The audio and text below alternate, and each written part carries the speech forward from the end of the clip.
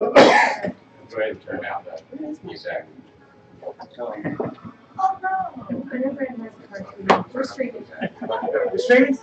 Alright, before I gavel us in, Christy wanted 5 quick minutes to tell something to the body, so I figured instead of making an agenda item, it would be a lot easier.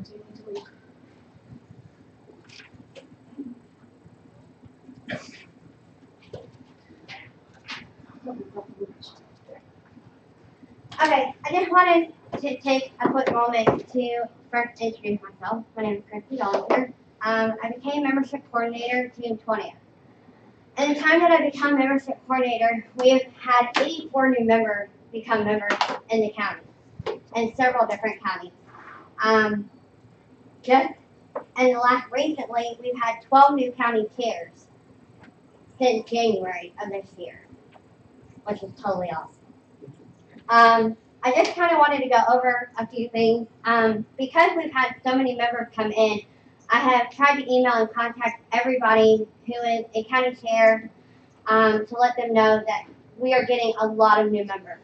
With candidates coming in, with elections coming up, everybody's trying to get delegates, I feel that it's important for all of us to try to get our list. If you are a county member, even a select member, or whatever, to try to get those lists because they are adding up. Every day, I have anywhere between 5 to 20 emails a day for new county members.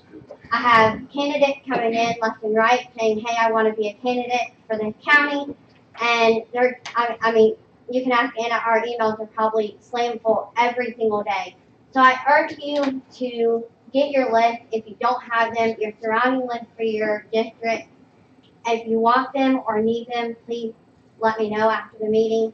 If you are listening to this message and want them, please email me or contact me by my phone. Everybody, I'm sure, has it by now. And just let me know that you want it so I can get it to you in a timely fashion. Real quick question. Yeah. Are you, when the new people come in and they're in a county that's organized, are you forwarding those via email to the county chair? I am not. Okay. I can if that's what everybody would like me to do. There's just so many coming in. Like I said, there's about anywhere between 10 to 20 coming in a day. I've been forwarding. Anna said she's been forwarding them. I know that we've gotten a lot for Harris County. I know that in different counties. So, I can start doing that if y'all want me to. Yeah, I don't think I've gotten anything recently that Okay. like you're talking about with Harris County. Okay. So, but I used to. And Okay. So it's just, I do like getting them forwarded. Okay, well, I can. And also, if there's a Portsmouth County in our area, Okay. I'd like to get those too to help them get organized. Okay. No problem. Yeah, I can go back through my email. I keep them even though they're all in a file, so I can keep them and email them to you, forward it, the contact team. Anybody else have any questions? Good job. All right. Anna, can you switch to the dual? You can double check this. I'm trying to avoid marking on that. Risa Willis. Tyler Lindsay. Anastasia Wilford. Here. David Monroe. Here. Scott Ford. Eric Ellison. Tom Glass. Here. Kathy Glass. Here. Jeffrey Connor. Here. Elizabeth Scripter. Here. Jeffrey Adams. James Crossman. Here. John Hom. Here. John Spivey. Here. David Turner. Stephen Haskett. Present. Carla Peeler. Alan Smith. Here. Jason Bowie. Tommy Attaway, Here. Nicholas Carbone,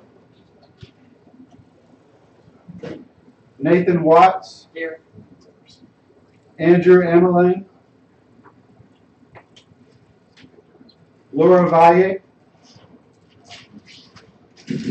Dakota Newman, Gary Johnson, Ross Leone, Christy Bellinger, Here.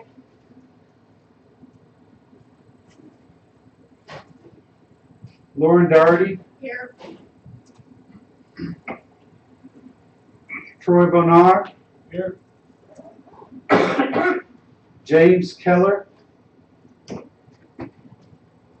Mark Lowy, Here. Roger Gary, Rhett Smith, Here. Carrie McKinnon, Here. Brad Clardy, Here. Johnny Smithers, Here. James Golston, Kiva Harris, Dan Boggs, Barry Hill, and I notice Whitney is present. There are a lot of people absent. I'm just going to run quickly down. I didn't mark anyone absent yet since people were still coming in. So I'm going to quickly go down this list before I mark someone absent. And, okay, Russell DePoy.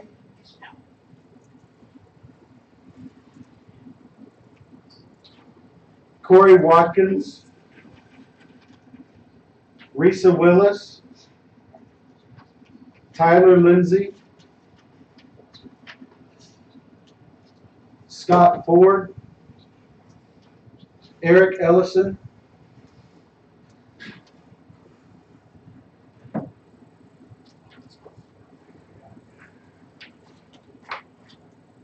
Jeffrey Adams, I thought I saw him.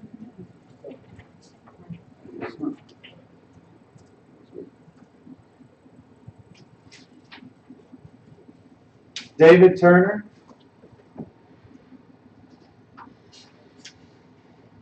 Carla Peeler, Jason Bowie, Nicholas Carbone, Andrew Ameling, Laura Valle, Dakota Newman, Gary Johnson, Ross Leone, James Keller,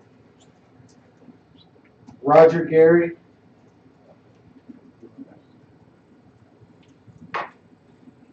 James Golston, Kiva Harris, Dan Boggs, Barry Hill,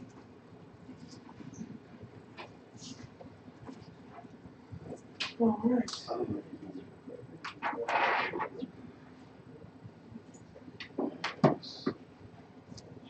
I was watching. oh, 26 present, 22 absent. How was anyone removed? I know I saw at least one or two. leave it vacancy. This is, Oh, sorry. yeah, those aren't absent. I can count that as a number. Oh, yeah, we need numbers.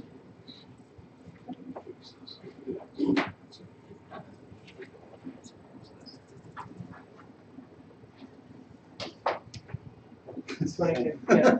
Okay. All right. 26 present, 22 absent, and was anyone removed for Oh. 2 absences?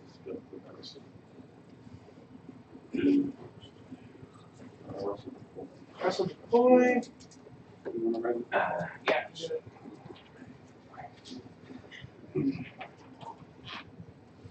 Risa Willis. Oh, you're here? Excuse me, Mr. And Chairman. yes. I believe at the last meeting, Jason Bowie and Carla Peter were removed for second absence and at that meeting and voted back on. Is that? Yes, Oh, yeah, you're correct, but there was also a motion on whether we were going to count the first, meeting as the first absence or not, and that motion did pass to count the first meeting as the So first that means absence, this is the second absence. Correct.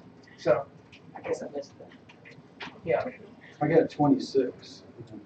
I might have been distracted.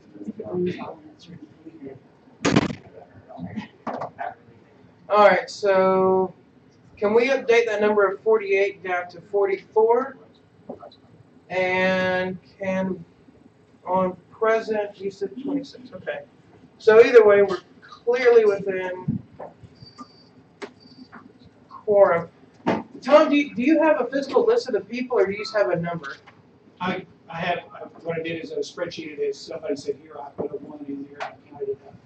So, Okay, I don't know where I messed up, but if you guys have counted the number, Yeah. I'm Okay, going to fine. address that. All right. Give you that information. And then I guess next would be additions to select. Yes. Could you repeat one more time for the people who were removed for absence? Absolutely. The people removed were Russell DePoy, Risa Willis, Carla Peeler, and Jason Bowie. Thank you. Not a problem. So next up is going to be additions. I believe currently we have received 3 applications. At this point, we can open up the floor to nominations. Does anybody have any nominations they wish to make? Yes. I nominate Matthew Whittington for SD5. All right, let's get that up. And I know everybody's not going to be able to see this at first. We'll just decide after we get everybody. Yes. I'd like to make 2 nominations. Okay. One is Renee Perez for SD9, and the second is Anthony Gonzalez. He's back there for SD10. Okay. Sorry, what SD? SD9 on Renee Perez and SD10 on Anthony Gonzalez. Correct? Correct. Okay. And I think there's a D at the end, right? S.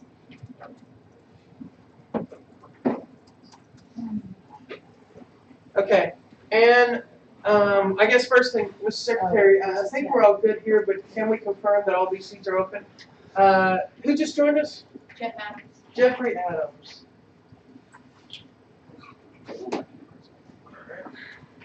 Which brings our total up to 27.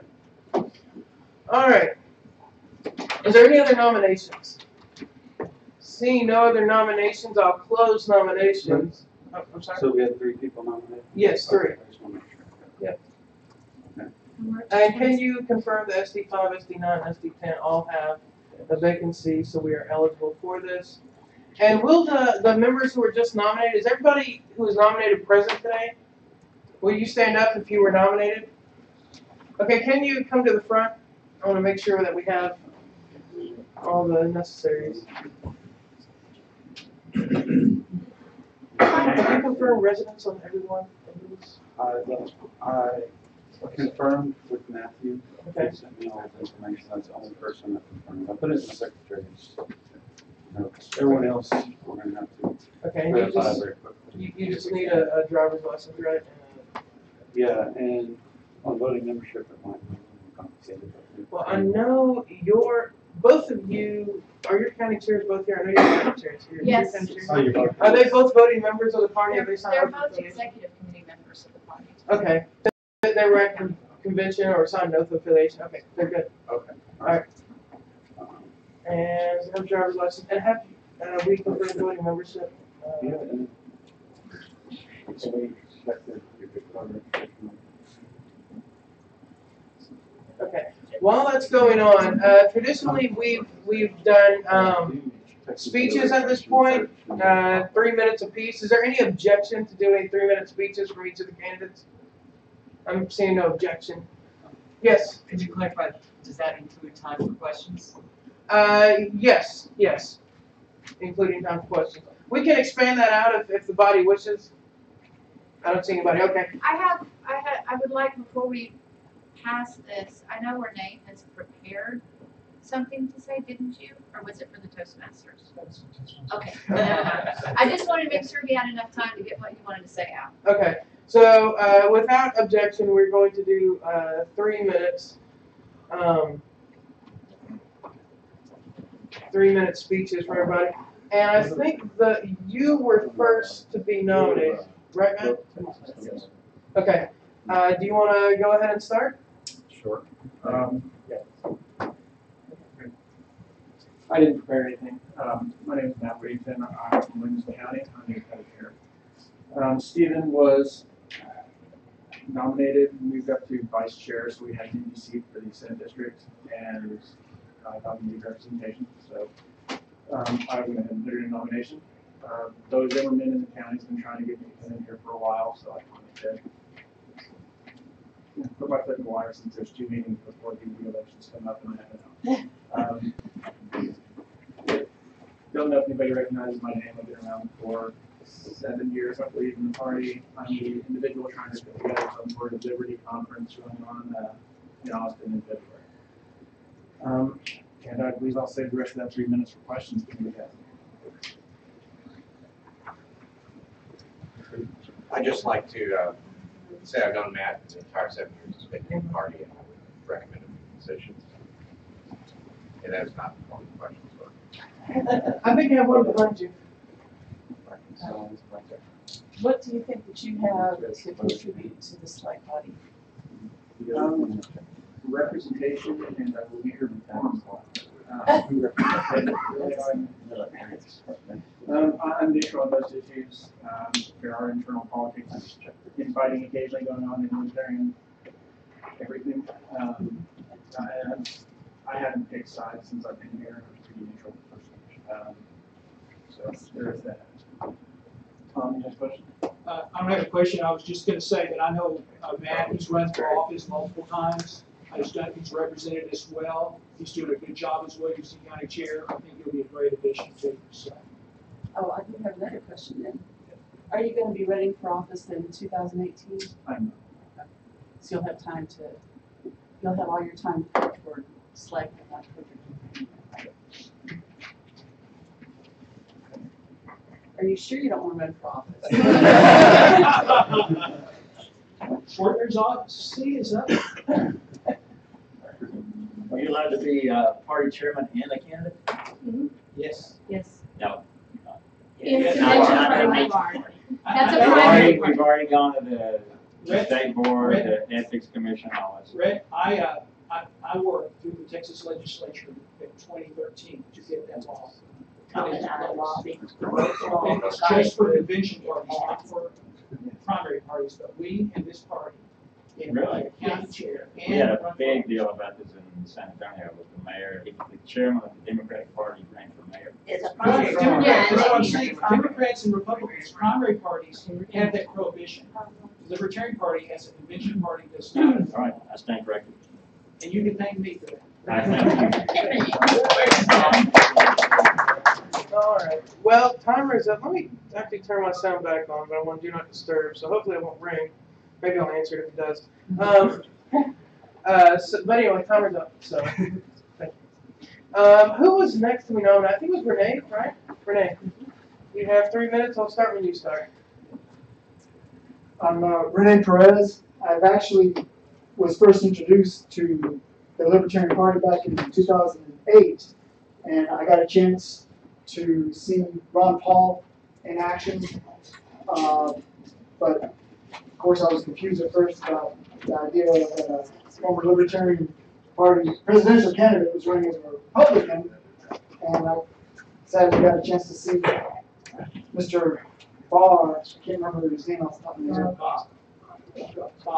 Bob, jeez. And I learned firsthand how easy it was for professional politicians to lie right in my face. That whetted my appetite in regards to wanting things to be better for the Libertarian Party. That I thought we deserved better back then. Mary Ruard, I got to know her a little bit, and she moved me quite a bit. I was fortunate enough to be part of the 2012 a Texas delegation to the national convention. I was there to try to get Lee Rights to be our presidential nominee. Unfortunately, it didn't work out. But, and what I'm most proud about is the fact that even though Gary Johnson won the nomination, I was willing and did show support for him because he was our party candidate, which meant a lot.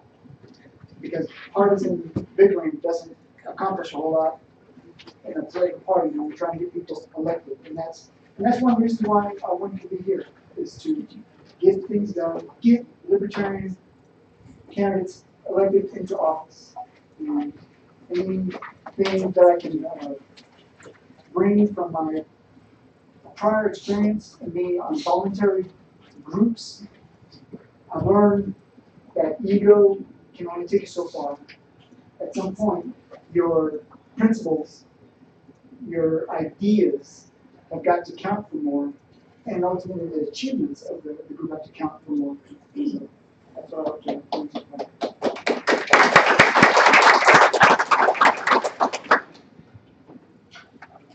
We still have 45 seconds if there are any questions. I'd like to just state that Renee is very active in the county party. He's the person who attends all of our county leadership calls on behalf of Tarrant County. He's consistent and dependable, and he's about the most principled libertarian that I've gotten to work with. And it's been very nice, and I'm looking forward to this, working with you in this department as well. Not seeing anyone else. We can save the 10 seconds and move on. All right. Morning, Anthony. Thank you. Thanks.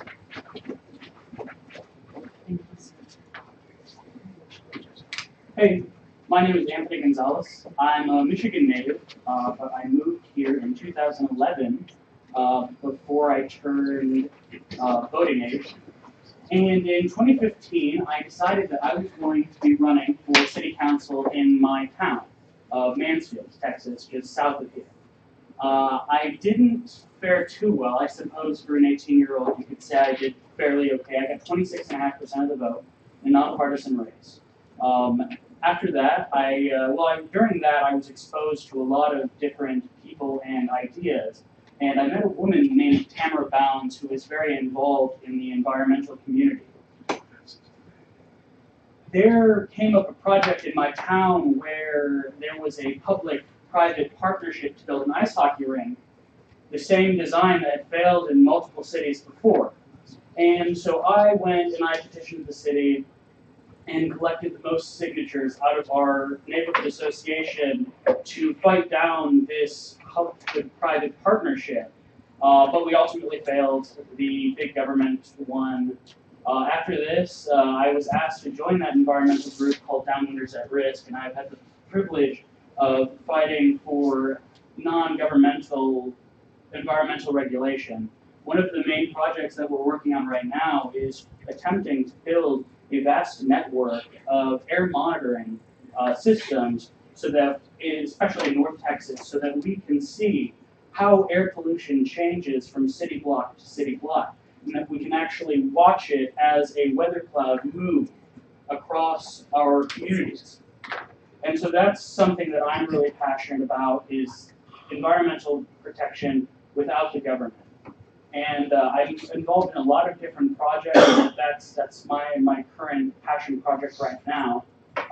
If anybody has any questions, I'd like to hear them. Could you tell us a little bit about the different organizations that you've brought in, communicating with the local Libertarian Party here? I feel like that's your strong suit, and you need to touch on that a little bit. The local Libertarian, local groups? The groups that you bring in, like the meetings. He set up meetings with the Democrats here and some other, like, he's a coalition building person. Yes, I definitely love to reach across the aisle. I don't care what the letter is on your name, because I found that in the Democratic Party and the Republican Party, we can all work together to achieve freedom. Now, they don't always want everything that we want, but we can work with them on a lot of individual items that we can help to further our cause. Yes, sir. So whenever I, meet people who are very involved in a lot of active stuff like you are, I think that's great. And I always ask them, what do you want to accomplish on SLEC? So I have been a fan of libertarian philosophy since about 2012 with Ron Paul's race. I've been fairly strong with the ideology, but I am tired of just maintaining ballot access. I want to win, and I think that I need to be involved in that fight to get us to where we need to be to win that race. Great. Yes, ma'am. Why do you think the SLEC is the place for you to be to make that difference?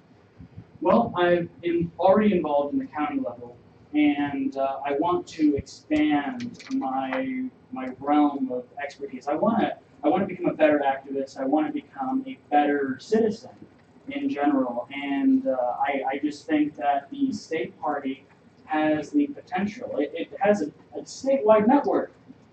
We're here, and I think it has a lot of potential to zone in on a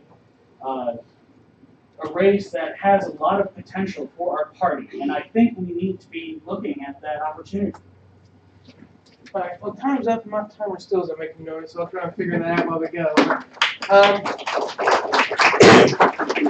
Thank you. One other thing I'll say before we go, when Brooke Bailey sent in her resignation, she included in the note an endorsement of Renee. So just to add that in there. So, with nominations closed, all nominees have spoken. We can now proceed to a vote. I figure we will take our total number of people. We'll use our notepads. Here's what we need to do. Write down the name. We don't necessarily so much need to worry about the SD right now because there's no conflicting names or SDs on this one. Write down the name, and you can vote beside it. You need to write the word yay or NOTA. If you write NOTA, that is a NOTA vote for that person. If you write yay, that is a yay vote for that person. If you do not write someone's name, that is an abstention. You are not voting either way. Okay? Is any questions on that procedure, writing the name and then writing beside your vote? All right. Can everybody see it? Yes. Mr. Secretary, I know that some people who come into the room want to make sure you have noted that and we have that in account. Yeah, we've noted. Go ahead. James Golston and Jeffrey Adams. Is there anyone else besides that?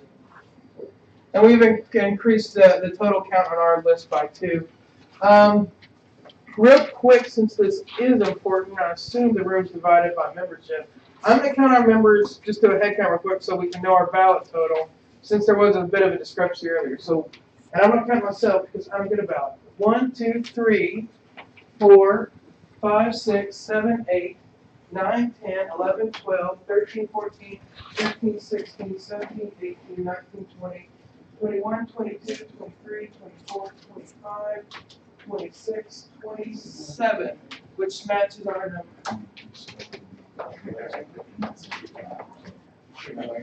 You count yourself? I did not count myself, so there should be 28. There's 28 total, but 27 people will vote. Yeah, 27 will vote. Okay. Because I got lots of extra pages on voting. It's true.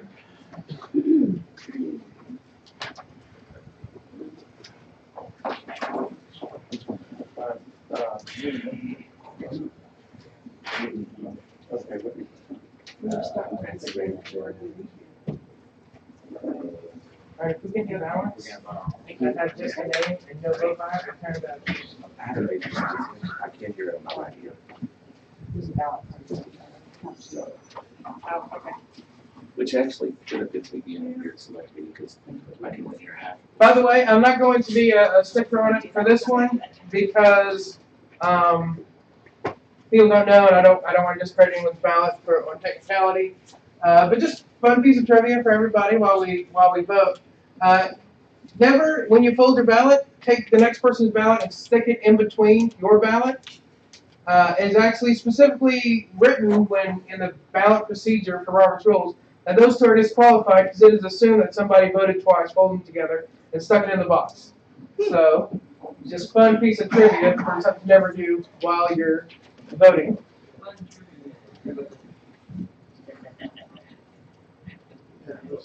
Yeah.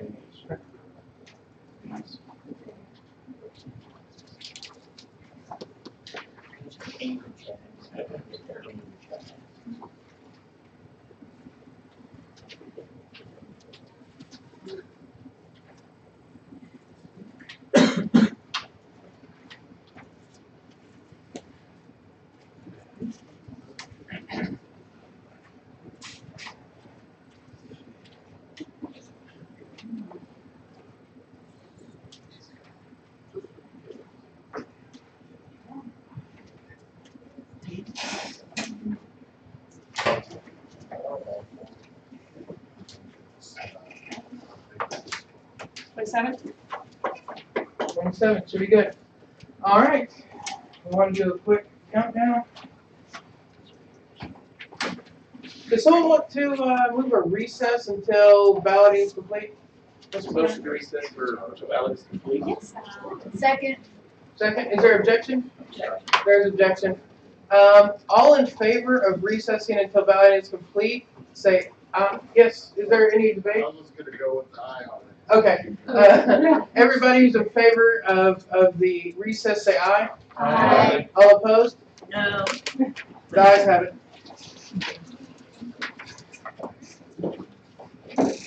And where did the ballots go? She's counting John's presents. Let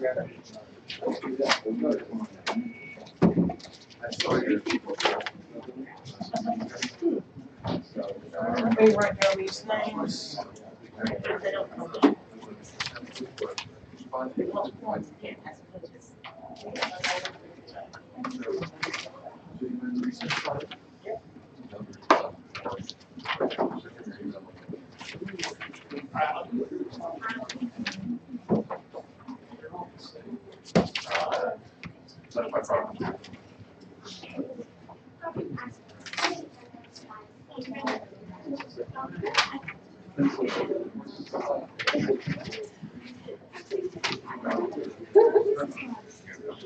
All right, here's my little form to do it.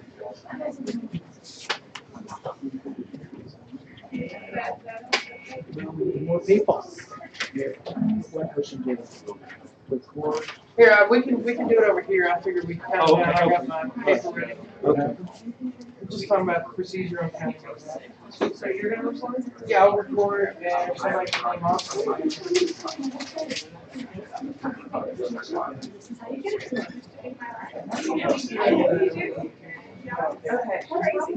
Yes. I have MW, RP, and AT, and I have yes, no, abstain. Yes. Yes, we are. I'm not sure which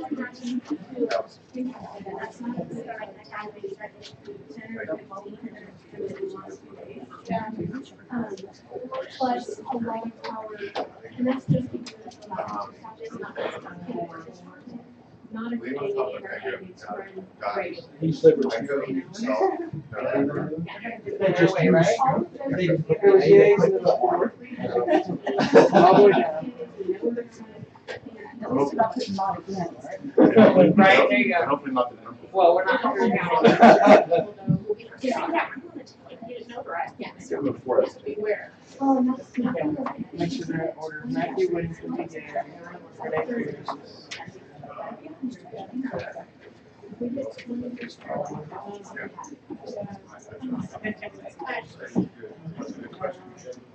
I'm correct. Okay. Absolutely.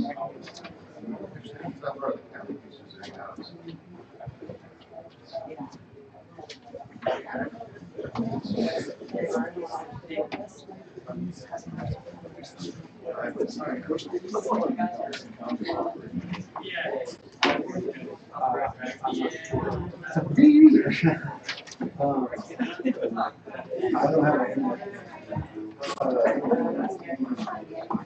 So that 3 months or like the problem is. okay. I'm getting security error messages. I didn't even have to use password.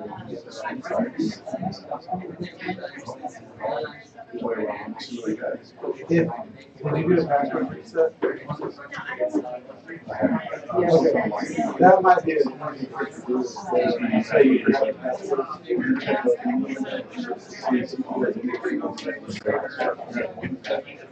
You might have to change your password. Yeah. See a pattern. Yeah. Oh, it's not like the person. It's like this is what it was. The boundary between two spheres. It's an area there.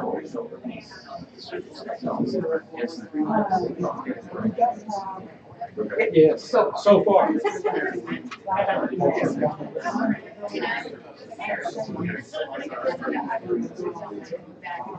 Yeah.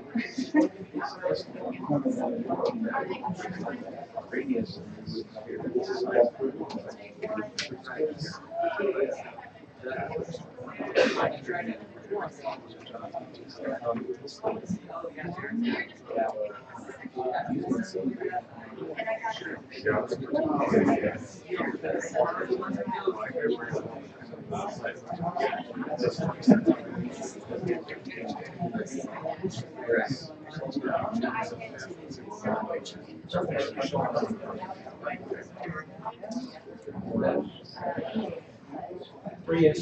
That's how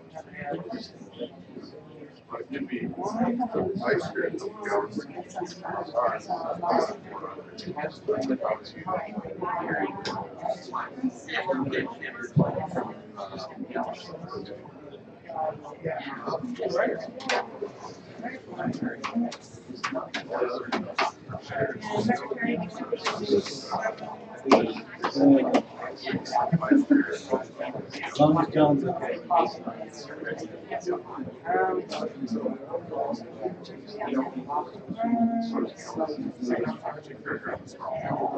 We flooded.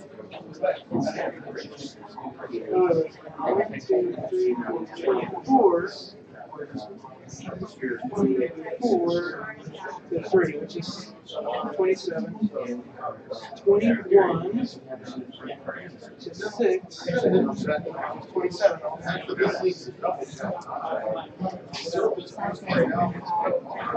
Yeah, here.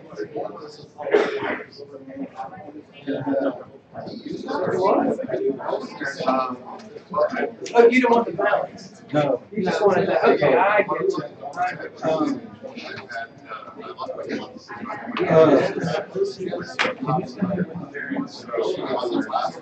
Yeah.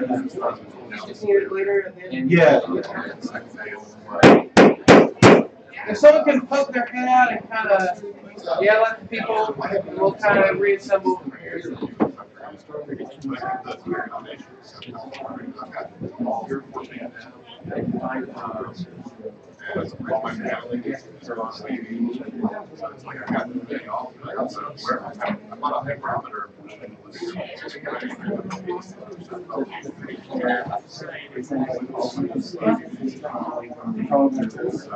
Yeah, I've seen them kind of reassemble. People are still.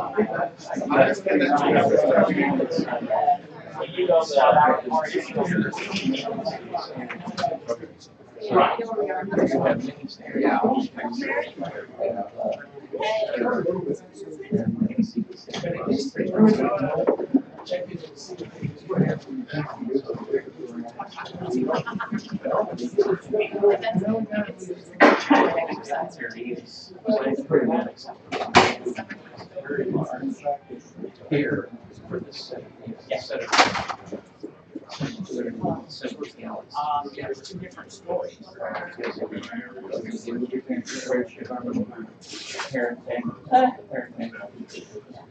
Oh, where did you see that? Well, just about this anecdote.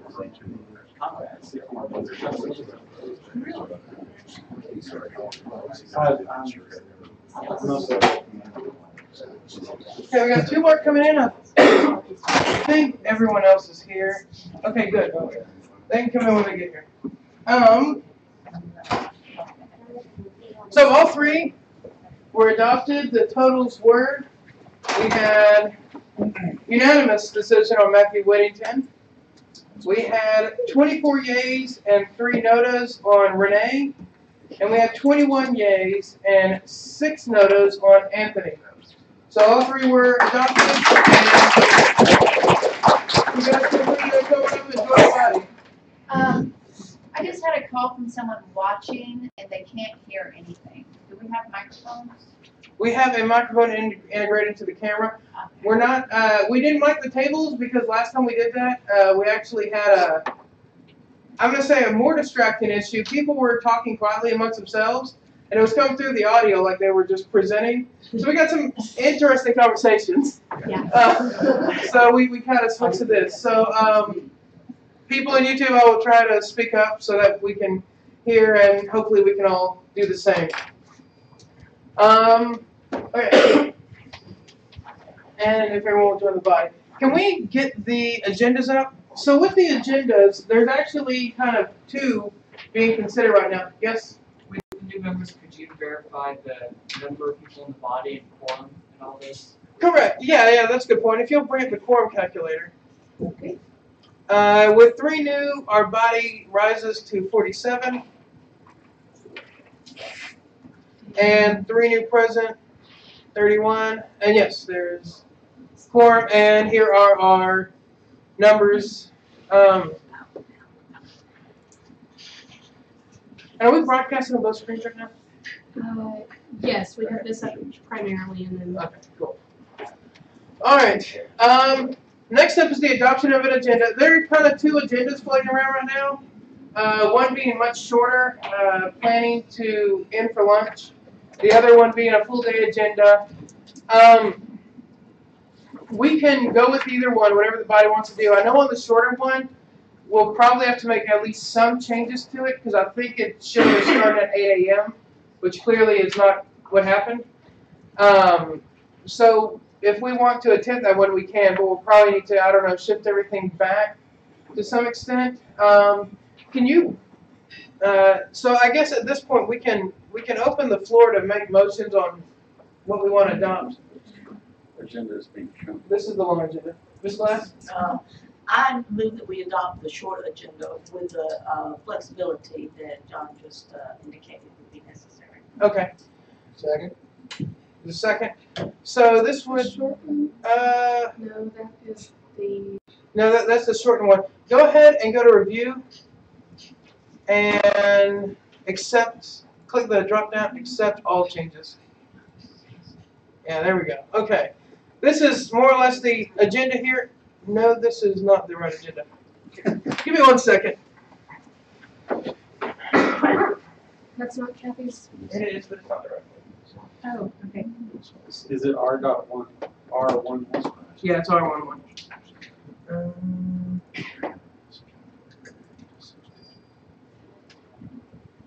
$2? Okay. Oh, it's 2 documents? Is that it? And scroll down, make sure, because the only change on this one was I added platform committee. They had requested. Did it open? Yes, platform committee right here. Okay, cool. Just want to make sure that got in there. Okay. All right, so this. Yeah, you can close that. All right, this is the short agenda unless there's any objection to the platform committee change. All right. All right, there's been a motion and a second. Older form of this specific. That is in the. It's already in there. There's like 3 of them. I don't know. This is 2.1. Yeah, it shouldn't say that. It should say R2. There. All right. May I speak to the motion? Yes, absolutely. I'll have to come up here again. Come on. I drafted this because different people said that they had plans, things they wanted to do this afternoon. We don't have a whole lot on the plate. One thing we have to get done is adopt a budget. So I compressed it, and it has us adjourning at 12:45. So we'll be a little after that because because we're getting started. But the times, the way we do it, the times are not fixed, they're suggestions. So if we run over in one, we'll just pick it up. And so I think we can get out of here by 1 o'clock. A lot of people have a long road to go home and they want to get on the road. A lot of people have very nice events they want to go to later on here. A lot of people have different things to do. But I think, and we're on the cusp of losing quorum. If people have to get on the road, go back home for whatever reason, we could lose quorum, and then, we never want to do that. So I haven't heard any. I've checked with people who have things that their time's been compressed, and they're okay with it. I haven't heard anybody say that they need more time to present what they've got. Okay. Let me ask real quick for the hands up. Is this debate, amendments, or It's question. question? Okay, yes, please go ahead. Is there anything that was on the full agenda that is not on the shorter agenda, or is it just compressed time? I'm pretty sure it's just compressed. I didn't notice anything missing. And the other question is, the people that have been contacted, can they all verify that they said that they're okay with this time? Because I want to make sure I hear everything that they have to say. The only person that requested a specific amount of time was the platform committee, and they got the amount of time they requested. And in fact, I just got a note that for the convention committee, there was nothing prepared, so we can strike that. Laura Valle didn't have anything prepared. Was there any other requested amounts of time? I don't believe so, so I would say yes. I don't believe that our LSC rep has, our policy has anything to report. So. She's saying that. Oh, she doesn't. Oh, so we can strike that. I see what you're saying. Yes. I'm going to go to Mr. Golston first. Do we have any, I can't read it from here. Do we have an item for status on candidate recruitment? We do not. If we want, do you want to make that amendment? I have nothing to say on it other than questions, but I would like to have. Okay. Yeah, I can add a quick presentation. You probably are the most familiar with the numbers. Can you do that? I can try. Okay. I have general ideas on how many applications we've actually received, but she deals more with the candidate interest forms. So where would you like that inserted? I guess after the committee reports. Any place on the agenda would be fine with me. Okay. Could you insert that? I'm gonna come over here and then I'll grab you, so you don't have to hold your hand up while you insert that. Yes. I move to call the question. There's no motion on the floor, is there? Yeah, there's a motion to adopt this, and there is an amendment pending. Is there a second to the amendment? I guess I'll ask that. There's a second to the amendment. Are you moving to call all pending questions? I move to call all pending questions. Move to call all pending questions. There's objection. Is there a second to calling all pending questions? Second. There's a second. Is this point of information, is this privileged? Yeah, I thought we were striking policy committee report. Yes, we will get it struck, or we can just skip it when we come, even if it's not struck. It's not a big deal. Yes. I just want to make sure I get James's amendment correctly before we lines forward. Yeah. The amendment was to insert after the committee reports. We didn't get a time. Did you want 5 minutes? Mr. Golston? I guess I could make a point of why I want this on the agenda. Basically. Well, before we go into that, because we're trying to call up any questions, we just need a time at this point. As I wouldn't be the one giving the presentation, I wouldn't really know. I suspect it would probably be a minimum of 15 minutes. She said 10 on here. She's 10? already written 10. Is 10 okay? Okay. I can do 15. It doesn't matter to me. All right. Cool. Well, the times are suggested anyway, so I guess that's not really even a big deal. Okay, move to call up pending questions. There was a second to both of those. So, we'll proceed with Mr. Golston's amendment. All in favor of this amendment? There was objection. There was objection to calling out pending questions. You're correct. Let's first vote on calling out pending questions, and then we can go forward. All in favor of calling out pending questions, raise your hand. All opposed? That passes. All in favor of the amendment to insert the candidate status report from Anastasia Wilford, raise your hand. All opposed? All right, that passes.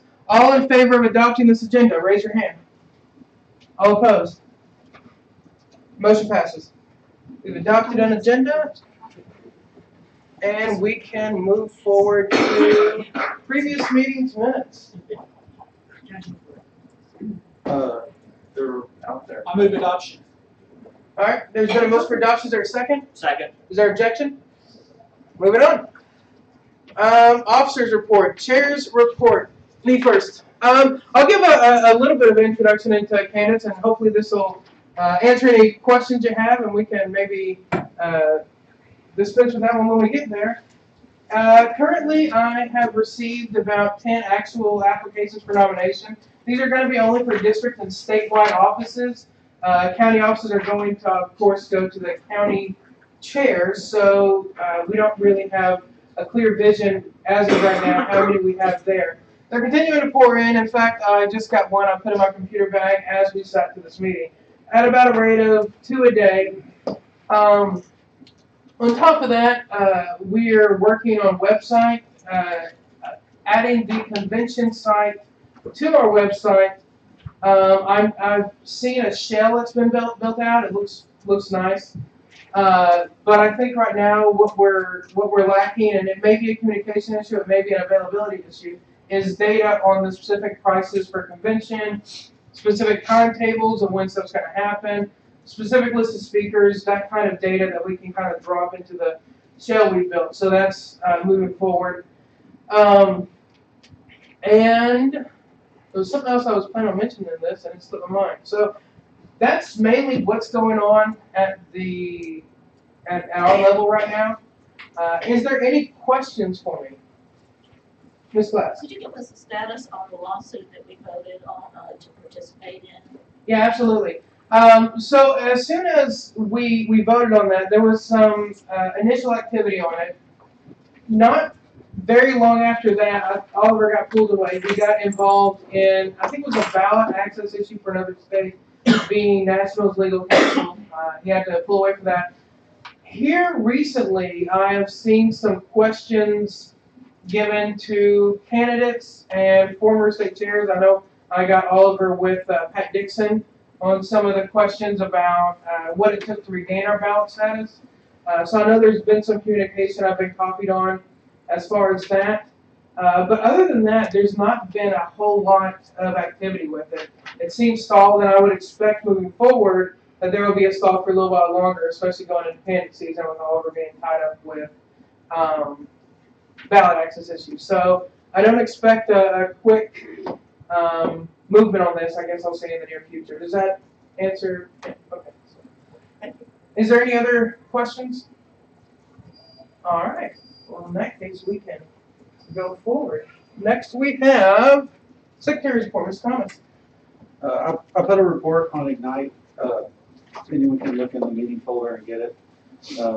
It's basically just a status report of new counties resign. We've only, I think we had one county resign, Allen Birney, Burnett County.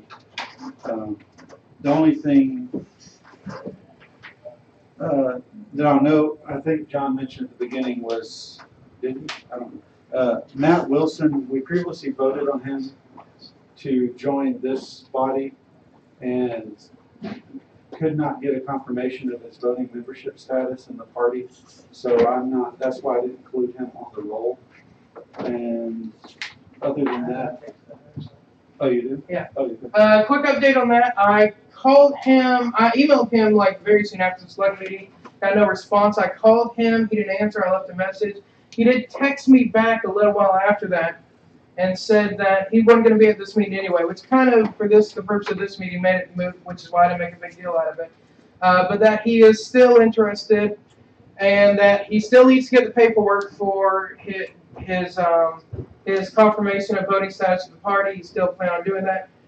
He just hasn't really responded with what he's doing on that. So, Mr. Glass? Yeah, I didn't raise it either when the time came because he wasn't here. It was good. But from a precedent point of view, I just wanted to make sure I understand what your thinking is, because my thinking has been, for instance, back in 2011 when I got onto SLEC, the thinking was that when SLEC voted on putting you on, they were also making you a voting member as long as you were eligible. And I thought that's what we've been doing ever since, and I just wanted to see what your thinking is on that. Well, the problem with that is that there was an argument at the last state convention when we were putting in the rule on how people become voting members of the party. And the way the rule is explicitly written, the state executive committee can affiliate anybody into the party who is in an unaffiliated county. And for affiliated counties, their county executive committee has to do it. That's where our rules are specifically Did written. they get modified at the last convention? Yes. Okay, so yes. it's the new rule. that Yeah. we're going under. Okay. So that's why we've been trying to get him in touch with this county executive committee. I have informed him, as I'll inform everyone else, that the way the law is written, affiliating him is not an option. If he requests it, they have to do it. And I've offered the services of our electronic signature service. I can send the email to both parties and get it done real quick. It just needs to be done. Under the current rule, the new rule, you do it. No, it can only be the county executive committee or an unaffiliated counties, this body. So, Mr. McKinnon. I'm sorry, because I can barely hear. Who exactly are you speaking about? Matt Wilson. Matt Wilson. In what county? Dallas County. Dallas County. Okay, thank you. All right. I will say that we do have, in regards to what John is saying about county, people running in county offices, those county chairs, that if you know of somebody that needs to be apply and be appointed, that is going to be a very rushed process, and they need to do that probably this week, or they are not going to get appointed in time to be the county, temporary county chair to receive the paperwork for those county offices that they are wanting to run for. So please keep that in mind when you're talking to candidates that they're running a county offices in an unaffiliated county. After that deadline in December, they will, or before that, if it's not affiliated, they have nobody to turn in the paperwork based on the election code. Oh, for a county office. Yes, If it's a district or a That state still goes to office. the state, that still goes to the chair. Right, but all right, let me just make sure. I know of one situation where there's a guy who lives in a district where there is no counties organized for the Libertarian Party. I talked to him yesterday, and he said, I'm going to get a buddy of mine to apply to be chair for my deal. But I just want to make sure, one of the things I was saying is you can file your application for nomination with John. If he's running for a district or state. Right, for district office. I do want to. By December 11th.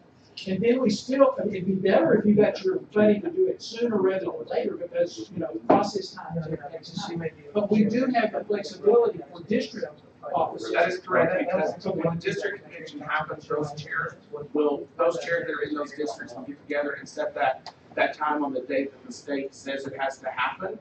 And if even if his county was unaffiliated, his district and somebody can correct me if I'm wrong, if it was 4 counties that were in that U.S. House district and his county wasn't organized, those other 3 counties that they're organized could still nominate him and he could still be the person on the ballot even if his county's not affiliated. It's just nobody in his county nor himself could vote for him. This guy lived in the district. We've kind of drifted away from the secretary's report real quick. One thing I will say, if somebody is turning in an application for county chair and they have a candidate and they want to get it done in time, there's a place for notes at the bottom of the application. I would really recommend them mentioning that in the notes so we can adjust accordingly. I'm going to go back to Arthur. I think he had something else to say in his report.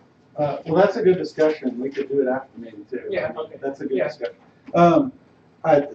This report has been outdated almost immediately, but we have about 185, I'm guessing 185 people that have shown interest in being a candidate. It's some just sending us information.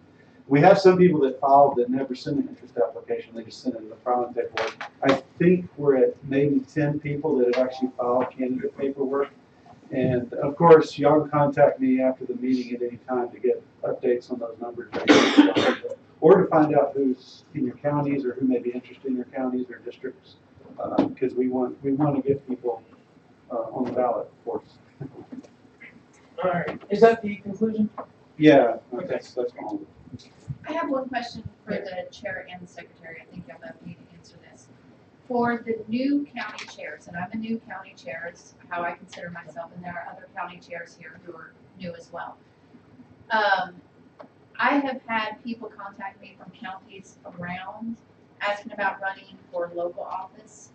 Is there an avenue for them to run for local office if their county is not affiliated? No, None? no, the best thing Is for that them our to do, bylaws or the Election state? code. election code, yeah. Election Yeah. code. So the thing I would recommend for them is that they either find somebody or themselves quickly apply to be county chair. And like I said, put in the bottom in those notes that that's part of their reasoning. Mr. McKinnon. Unless it happens to be a nonpartisan race. Yeah, nonpartisan It race is would not different. have to be affiliated with the county to run it, and then they could Yeah, like do city that back. council and Yes. stuff like that. Yes, that is a good point. Thank you. All right, with no other questions and with Mr. Thomas, can we switch back to the agenda? I do believe, though, that Melina, and I think we combined in this one both the treasurer's report and the budget. Yes, treasurer report and budget, 45 minutes. I will put a timer on this one. Again, the times are recommended, so if we want to go over, we can. But this is more just for our reference. So we can, in fact, we don't need this agenda. Can you put a big timer on that screen? Just go to the internet. I know how to find a timer. Oh, okay. Well then, yeah, I'll do it here. I'll do it here. I texted you the file order. Oh, the file order, okay. And we said 45. So you did it in a regular text, what you did. I'm sorry. It's okay. All right, it is, my correct information here. You should, I'm sorry. No, you're fine. No, you're fine. Get out of your way. You're the star right now. You should have been able to download from Ignite, unless you're a new SLEC member, which I did manage to get. Did you get yours? Okay. Some of us tried to send our stuff to anybody who's got an application on file. And so if there's one on file early enough, then we can send them our information so that they don't sit down and select at a table and select, and all of a sudden they're just overwhelmed with stuff. So I apologize, Anthony and Renee, that I didn't get you your information, but I just didn't get your applications in time to know you were out there. Glad y'all are. That's great. I want to take a look first at the balance sheet. Mr. Smith is always concerned with this, and I want to point out that once again, we have no current obligations out there that are payable. We do try, we don't want to, the thing that he's a watchdog over, and I appreciate this, is that we don't have any obligations greater than the assets that we have to cover it. And that's the way to stay solvent, especially in a nonprofit organization. So, so we currently have no outstanding obligations that we have to pay against. So everything on the balance sheet is basically cash. We run about a $20,000 cash balance at any given time in our regular account, and then we have a couple of other smaller accounts, and of course we have our convention account. So, and then our reserve. So we're $42,000 strong, and at the current time we're running about $5,000 in net income.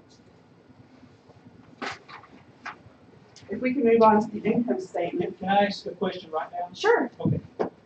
I think I talked about this before, but I forgot to say this corporate contributions account of 8196. As I understand it, corporate contributions can only be used for convention-related stuff. Are we planning to?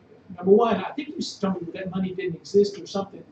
So tell me more about that. Are we planning to use that for the convention, or what's up with that? We actually need to rename that account. Okay. We had a corporate contributions account. Actually, those were people buying booths, corporations buying booths. Right. We emptied that account, and then if we left it empty there, we would incur fees from the bank for doing it. So we just flooded it with money. It's no longer a corporate contributions account, and the TEC is aware of that. We just haven't renamed the account in QuickBooks, so it still has that word on there. Okay. My apologies. That's yeah. confusing every month, every time we do this. So I made a point to say I'm going to change the name of that. Yes, ma'am. How much is in the convention account? We currently have $6,051.13. And I'm going to take a minute right now, since we're not going to have a convention report later.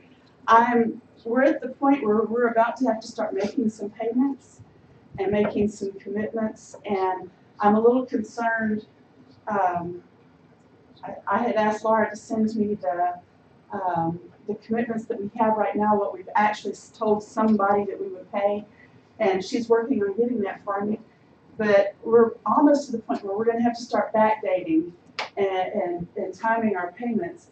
And I would really like to see us be very diligent in keeping that account matching what we're gonna owe on, what we know we owe on convention. For the same reason that we like to make sure that we have enough capital or cash to meet our obligations. I want to make sure that we have enough in that convention savings account to cover the expenses that are about to come due. I have a question about that, and that is, I think at the last meeting we moved some money over. We moved $3,000. Right. The question I have for you is, do we need to do a motion here to move a little bit more money over now? I think it would be a good idea. And then how much do you think we need? Kathy's actually on the convention committee. I would like to make a motion to move $6,000 from our regular account to the convention account. That will double it for us at $12,000, which is just about what we need for the big obligation for the hotel. Okay, there's a motion on the floor. Is there a second to the motion? I'll second. Is there a second? Is there objection to the motion? The motion is to move $6,000 from our deposit account into our convention savings account. Point of information. Point of information, yes. Will that negatively impact our ability to pay our upcoming? That's a good question, and that was the next thing that I wanted to address. We currently we bring in about $3,000 a month of basic revenue, and we put out roughly the same thing. So at the moment, we have $20,000 in our deposit, our operating account, plus a couple of other accounts that we can pull from without dipping into reserves. So we're paying for ourselves and our operation every month. Plus we have a good cushion. So I really don't think that would harm us. That would leave us with roughly $14,000 in the operating account to cover expenses, and we still have money coming and going. Carrie? Oh wait, you need to proceed. Well, we have a motion on the floor. Is the thing people are raising their hands about related to the motion? Mr. McKinnon. I'm assuming that your motion, Kathy, is for that to come out of the general fund and not the reserve, correct? Okay. This is the reserve account down here. This is the general fund. And is that 6,000 and something that is not? I'm assuming that is what is on hand. It does not include the pledges that you've received.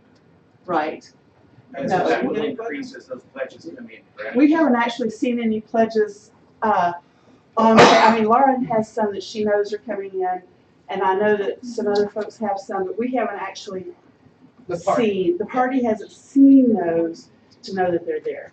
I mean, we kind of know they're there, but we don't know they're there. Ms. Darden? So for clarification, $2,000 is the equivalent of 2 months worth of revenue at their current. Yes. Okay. Any other questions, amendments, or anything else related to the motion? Is there any objection to the motion? I hear no objection. Motion passes.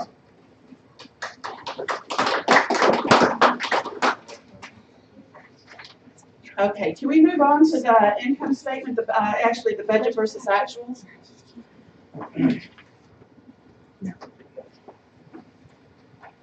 The bad news is we're running at 68%.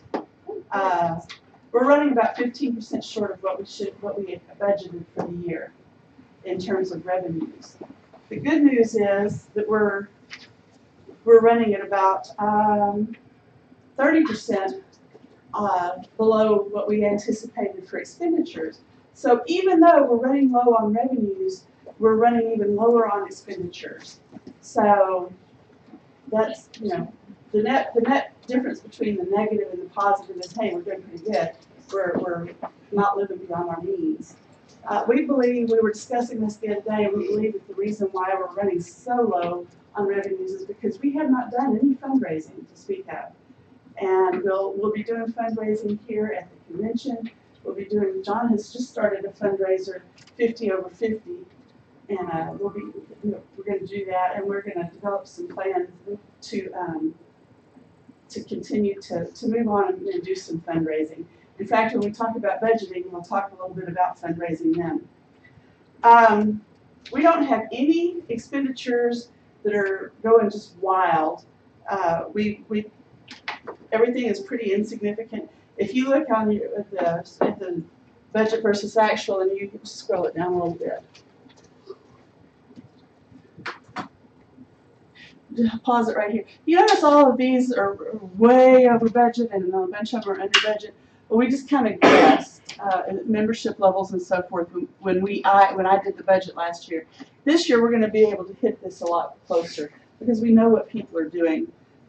Thanks to Nation Builder and thanks to using these separate accounts. Keep going down. Okay, these yellow lines. Okay, so we're at 99.94%. And that's like, really, we're supposed to be at 83.33. Well, we paid all of this up front. We've already paid for this for the whole year. So this amount right here isn't going to change. So at the end of the year, we're going to be at a little bit under, we're going to be at 99.94%. It's the same with all the yellow lines indicate annual expenditures that we've already made 100%. So nothing else really is above or below. Nothing else is above the 33% that we need it to be at. Everything else is running just about right or a little bit below. So, all in all, I anticipate that that we'll probably come in at about $6,000 for net income, and that's the worst news of this financial report is that we're not going to be putting away a huge amount for our cushion. All right, any questions on the income statement? Yes, sir. I just want to ask you a question about the fundraising, because, and I could be wrong, but my understanding is the last time that we did a membership drive, or we tried to, was prior to the 2016 convention, and in this body, we did not do that because funds needed to be moved to another thing, and so that membership drive didn't happen. So therefore, letters to renew their donations and ask people to donate did not go out. Do we have anything in our budget, or do we have anything in the plans of that to happen? I understand we may not be able to have it happen before the convention, but do we have plans for something like that to happen during our off years? Because we did not do it in 2017, other than some of the things that we have pushed that have been successful that Anastasia's done and John had done. I'm just wondering, because we didn't do a membership drive in 2016. Yeah, so I can answer that. I don't recall that we've done a membership drive this term. Right now, we've just started a campaign that she mentioned earlier, trying to get recurring donations up. There is it's 50 if you start a recurring donation. Or have part of this campaign wasn't just to recruit, but to recognize those who are already doing it. Thank you. We've designed some custom LP Texas mugs. Got a cool little message on it. You can see it on our Facebook page. It says, "With enough coffee, I could free the world." That's cute little message on there. If you, in the period from the 15th of this month to 15th of December, have a $50 recurring donation, we'll send you a mug. They should be here, I think, on Monday. We actually rushed it so we could get photos and promo stuff out more quickly. It was $12 to rush them. So we got that going right now. I don't want to stack two promotions on top of each other, but to your point of doing a mailer, yes, we can. Yes, we have the funds, and I want to have that done and paid for to go out early in the year, late in December, right after this promo ends, to get those renewals done. We can get it done in that time frame. We just have to do it. That's really all that's lacking. But I was going to say maybe Anastasia can answer that, but have we not typically done it in December? In the past, we did do a membership drive in December, kind of ramping up for the next year. I can say this, when somebody's recurring donation lapses, or when it's been more than 12 months since they had donated, we do send out emails to ask them to renew. So while we aren't doing a huge membership push, there is work to at least retain the ones that we have. Carrie, as an example, as a response to your question too, if somebody's credit card declines, I send out a message to them saying, oh, by the way, your credit card didn't go through. Maybe you moved, maybe you got a new card. We can fix that. If not, just, it'll go through next month. And a lot of times they'll email and they'll give me the correct information, and then the recurring donations just continue and continue and continue. There's no termination of that until they either terminate it or something happens like a credit card expires. I was just thinking about how to eliminate those pitfalls that you're talking about and you have. And I know in the past in the party that we have had, and maybe Lauren can speak to that, the success that we have had with the mailers and the direct mailers as opposed to an email or a promotion or somebody sending, or the newsletter. Because I know several people have probably donated because of the newsletter, because it's pretty awesome. If y'all don't read it, you should.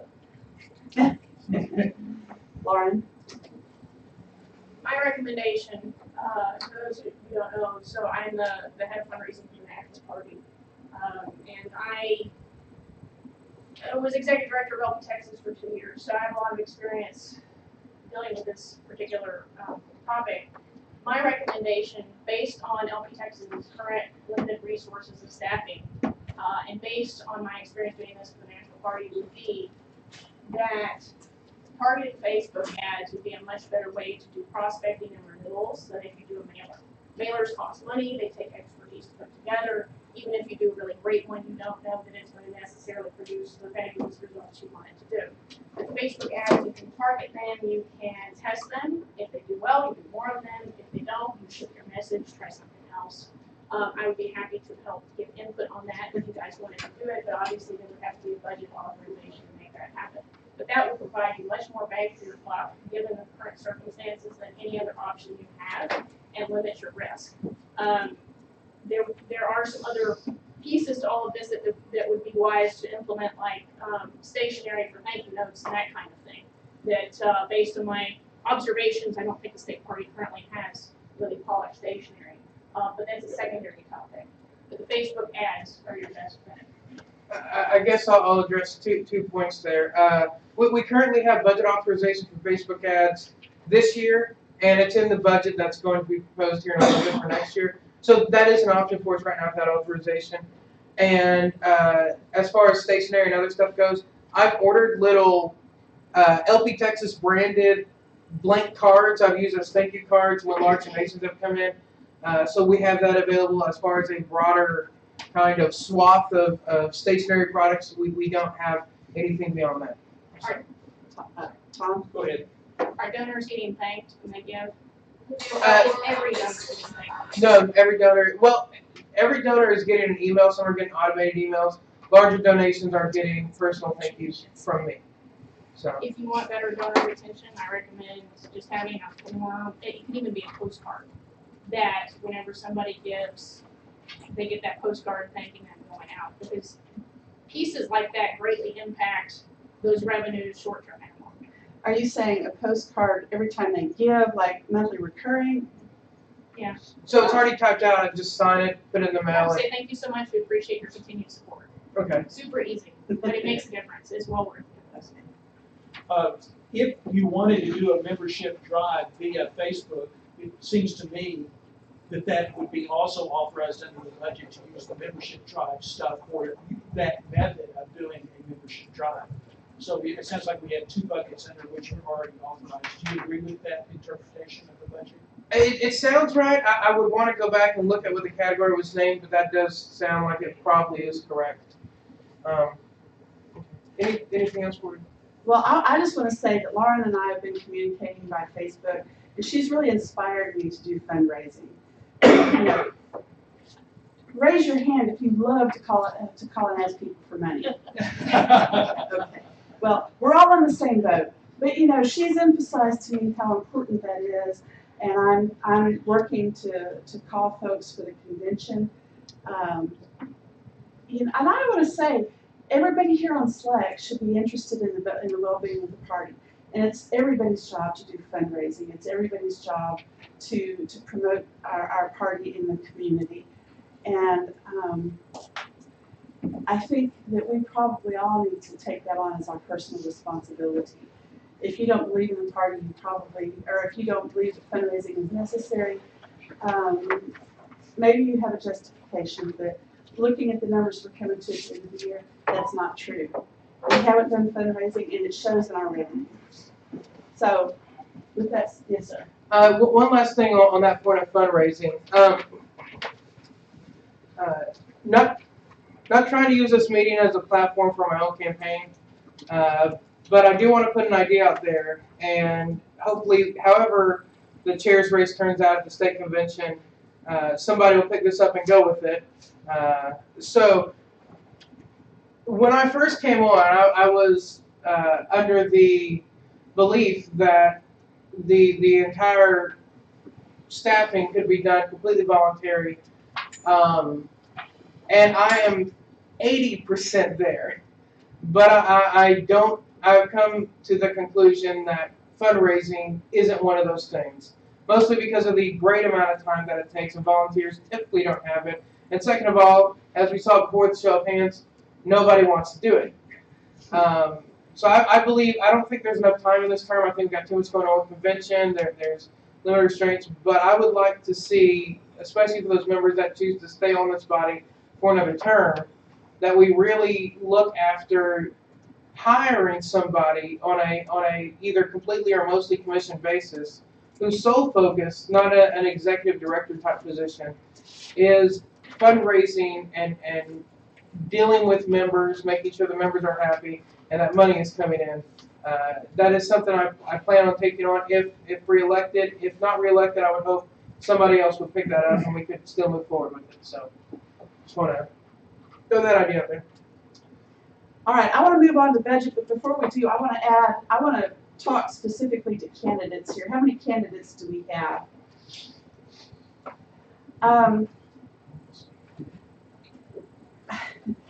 I've posted about this before, and for some weird reason, I enjoy reading the TEC cases that are filed.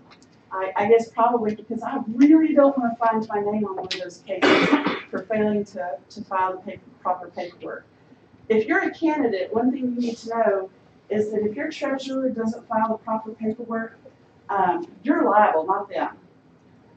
So first of all, pick a good treasurer, and secondly, the fines are almost always because somebody didn't file, because somebody didn't file their pre-election report, which you think I got to file twice a year. Well, no, you don't. If it's an election year, you have to file 2 more times at least.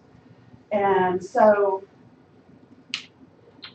I've just read through 6 cases this morning that they just filed, and every single one of them was because of the failure to file the financial reports, or because somebody didn't collect street address. You can't just shove somebody's name on that report and call it good. You have to have their street address, you have to have their employer, and you have to have their occupation.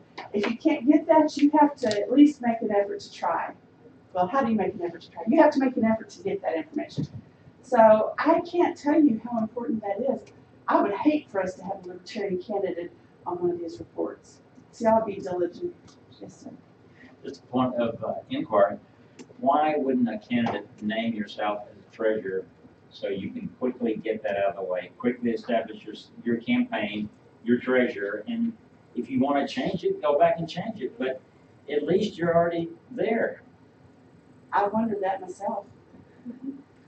A couple meetings back, Arthur was promoting us having a leadership workshop. And I had been under the impression that some of the things we would have discussed was this type of thing so that our county leadership could guide candidates so that we don't have these gaps. That is a gap that we are lacking in the Texas LP, because there are a lot of us who want to help our candidates make sure, but we're not 100% certain about what they need to be doing. Yeah.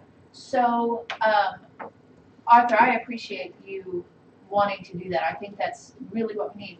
What are we doing in lieu of this to make sure that our candidates are taken care of and educated properly? It's not a set plan. I just offered to travel to counties to go over not just candidate stuff, but any county questions they have, convention questions, just the whole area. I certainly, I was hoping we'd have a candidate coordinator, but unfortunately we don't. Anastasia, thank you, has picked up a large portion of information as far as that goes. But if I'm offering to travel to counties or meet with them through a Google Hangout or whatever. The process is formal. I didn't want to say that this last election cycle, I don't remember how it happened, but I ended up taking a call from the TEC, and they were pissed at the Libertarian Party of Texas, the whole party. We had so many candidates that didn't file one time.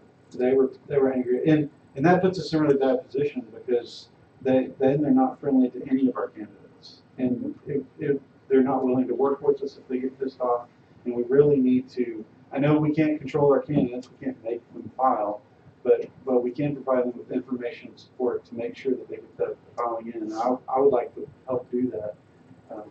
I would like to just offer it. To also answer your question, there is a monthly call every single month for county leadership.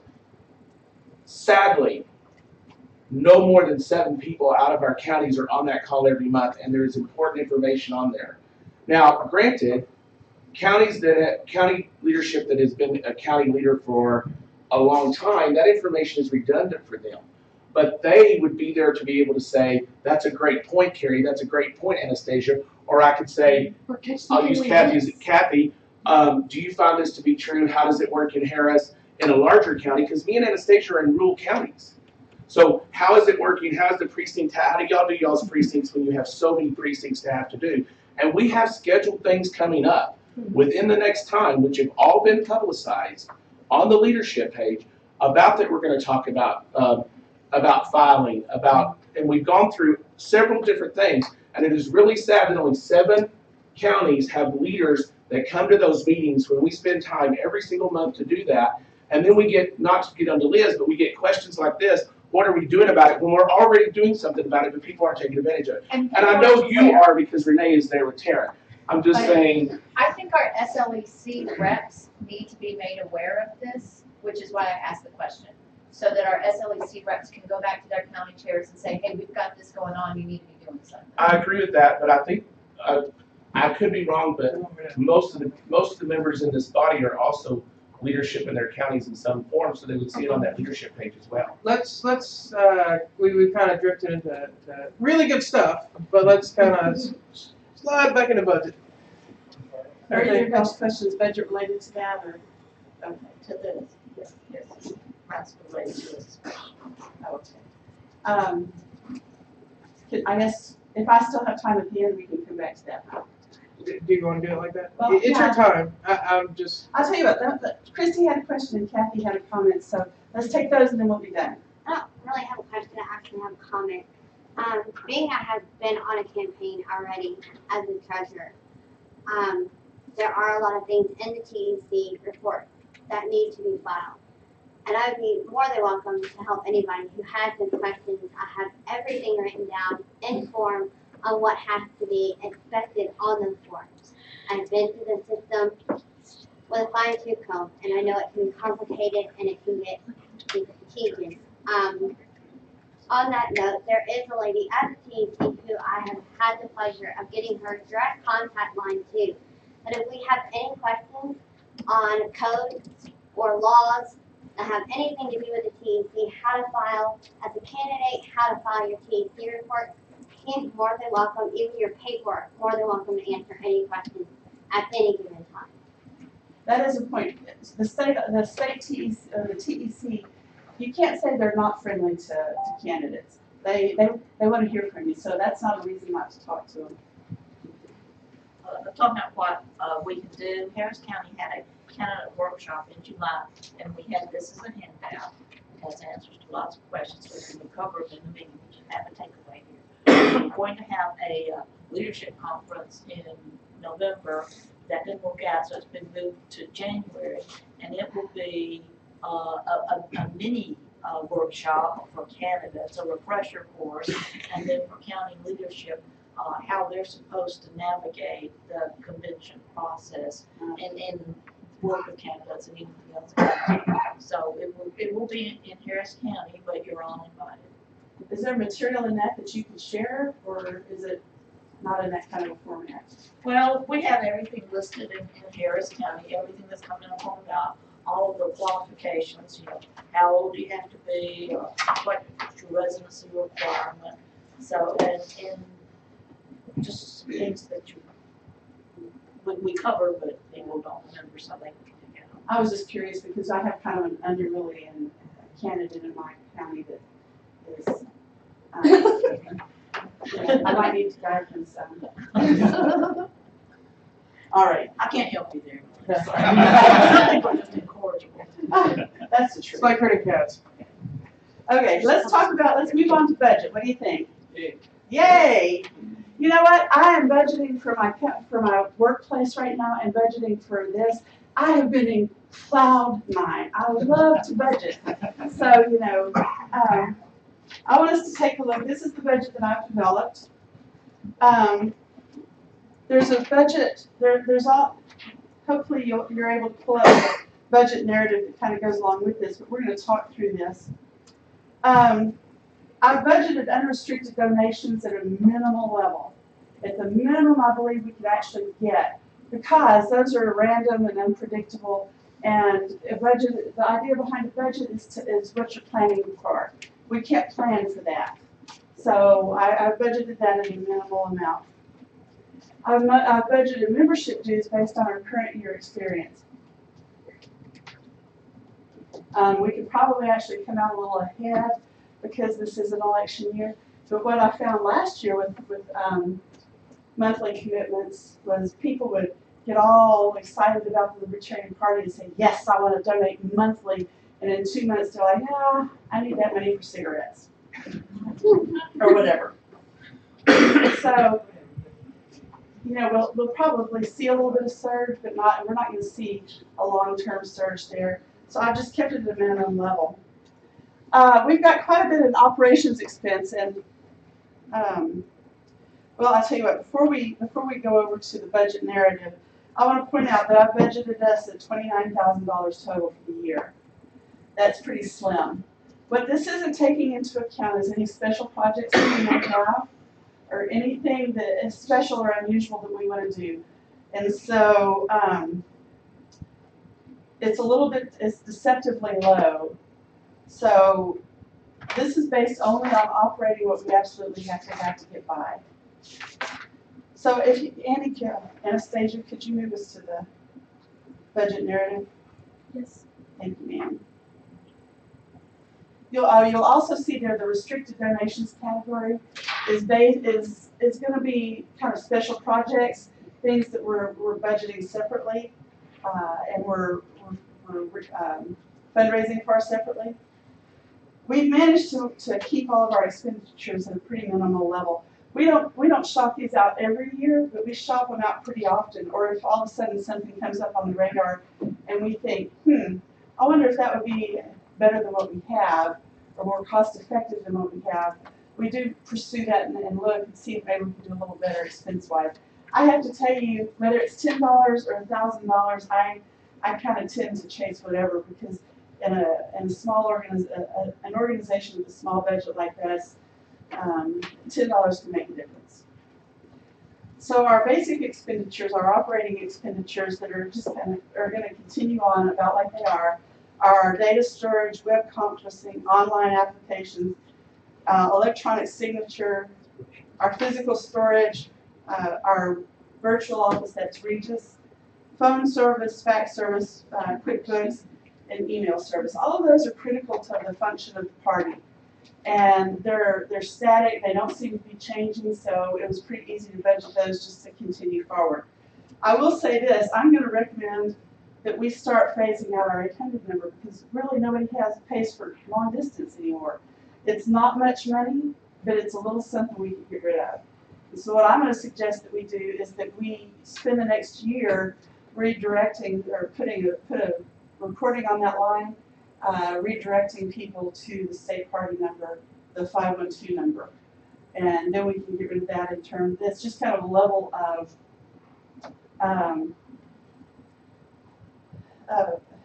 information that we wouldn't have to maintain anymore. It's not that it's a huge deal, but it is a little something. If we move on, these are big categories. We've seen a lot of changes in Nation Builder in the last year. We started out paying $1,500 a month, and we were happy to do it. And then they hit us with a big price increase. And John and I were like, what? Where did that come from? And so we started looking at the services that we were getting with Nation Builder, which if you remember, we've only just been using Nation Builder for a year. So we were looking at the services we were getting with Nation Builder and realizing there were a whole lot of things we weren't even using. So John eliminated them from the contract. We did another little cut a little bit later when we realized there was still stuff that we could cut back. And we've gone from $1,500 a month to $388 a month. Wow. Yeah. Now I did go ahead and budget for a 10% price increase because we didn't want that rude price increase that they gave us in the middle of the year. So there is a 10% cushion in there. We also looked at liability insurance.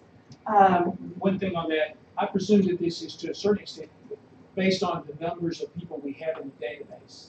Yes. Correct? So if we have experienced rapid growth, we could expect during 2018, we could expect to see that go up. But hopefully, that rapid growth will come with some contributors too. It would have to be pretty hefty growth. Okay. Yeah, it would need to be hefty growth. And the other thing is, we could amend this, not budget item, but the authorization, because we should see it coming. I mean, we get charged monthly as it kind of comes up on us.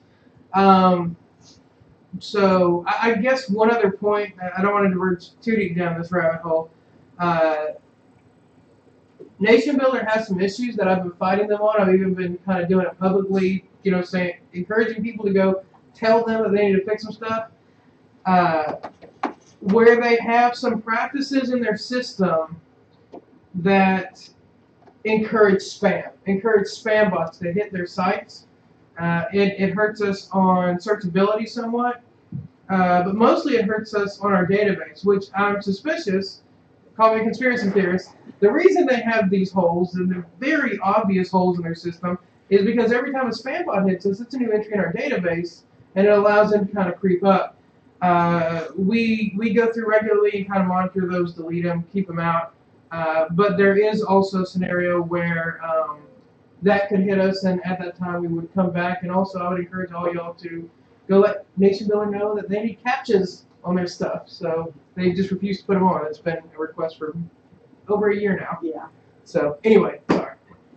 So yeah, we can with the current rate that we're paying, we can still accommodate a good bit of growth.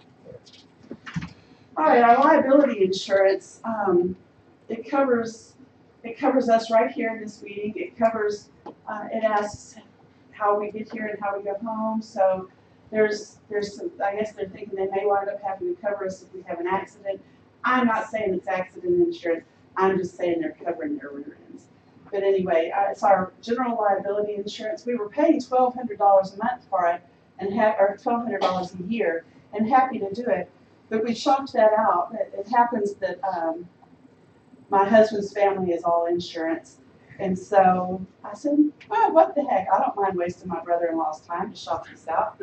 And so he shopped it out, and then we went back to our original company, and they said, we can meet that. We can even do a little better.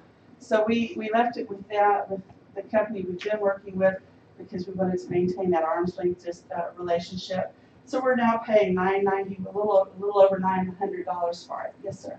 Does that also cover our convention? No, that's going to be separate. Jerry? Would that cover, I don't know, maybe Troy can answer as well, but Troy has, for Taylor County, has often done the West Texas State Fair, and I've done the South Plains Fair in Lubbock, and that's a 10-day event, and they insist that we get insurance. And that insurance ends up running us for our budget to have that, a table there and have our statewide candidates there, as well as their materials. That ended up running me like $150 for just that insurance for that 10 days. If that's gonna be having statewide candidates there, is there a way for this to cover that, or would it have to be that the state chair would have to be the person that signed the paperwork with the event, and then it became an LP Texas event? Is that how it would cover it? It won't cover something like that at this rate. Okay. If we do that, this covers 4 events a year, and we allowed a couple of extras, but it's really intended for anything done at the state level. I kind of get where you're coming from with if we have state candidates, but I don't think they would view it that way. It would just cut down on that cost of us to be at more events during an election season. Well, and it might be something that we should look at as a state party, and y'all could share the cost, but maybe it wouldn't be 100 and whatever. But that's something we'll have to look at. Yes, ma'am. I speak for insurance. I'm sorry. So I would like to actually read the policy when you get a chance to get it. I thought I emailed it to you. It was a deck page. Oh, you want more than I that? want the and also the second, the convention venue has not required us to have insurance, so we don't have to have convention coverage from their point of view. Of course, whether we want to have it from our perspective is not. I think what we did last time when we wound up having to have coverage was we talked too much to the insurance company, and the hotel is covered. So why should we have to be covered? But I think we kind of spoke too much to the insurance company, wound up with that. So yeah, tell them only what they asked them. We don't volunteer anything. Yeah, you kind of hit on some of things. So just as a point of inquiry, is this insurance that's similar to the Republican and Democratic Party, or, I mean, what, why does a political party like the Libertarian Party need insurance? Everybody has to have insurance. It's just general liability. Any kind of business has to have it because we live in a litigious society. This is not specifically political insurance. It's more based on, what if somebody tripped over this wire that John is right here? What if somebody decided to sue us because, they didn't think that we supplied enough support to Canada? Just anything that a business would require insurance for, we have to have it too. It's just to cover us, because as an executive committee, we would be liable ourselves personally if we didn't have this. So, anything else on the insurance? Okay, credit card processing fees are very definitely going down, and I'm still not able to exactly nail down the percentage because we've still got some inflow, some overlap of the old rate, but they are definitely going down. And so hopefully by the time we meet again, we'll be able to see exactly what the rates are for those.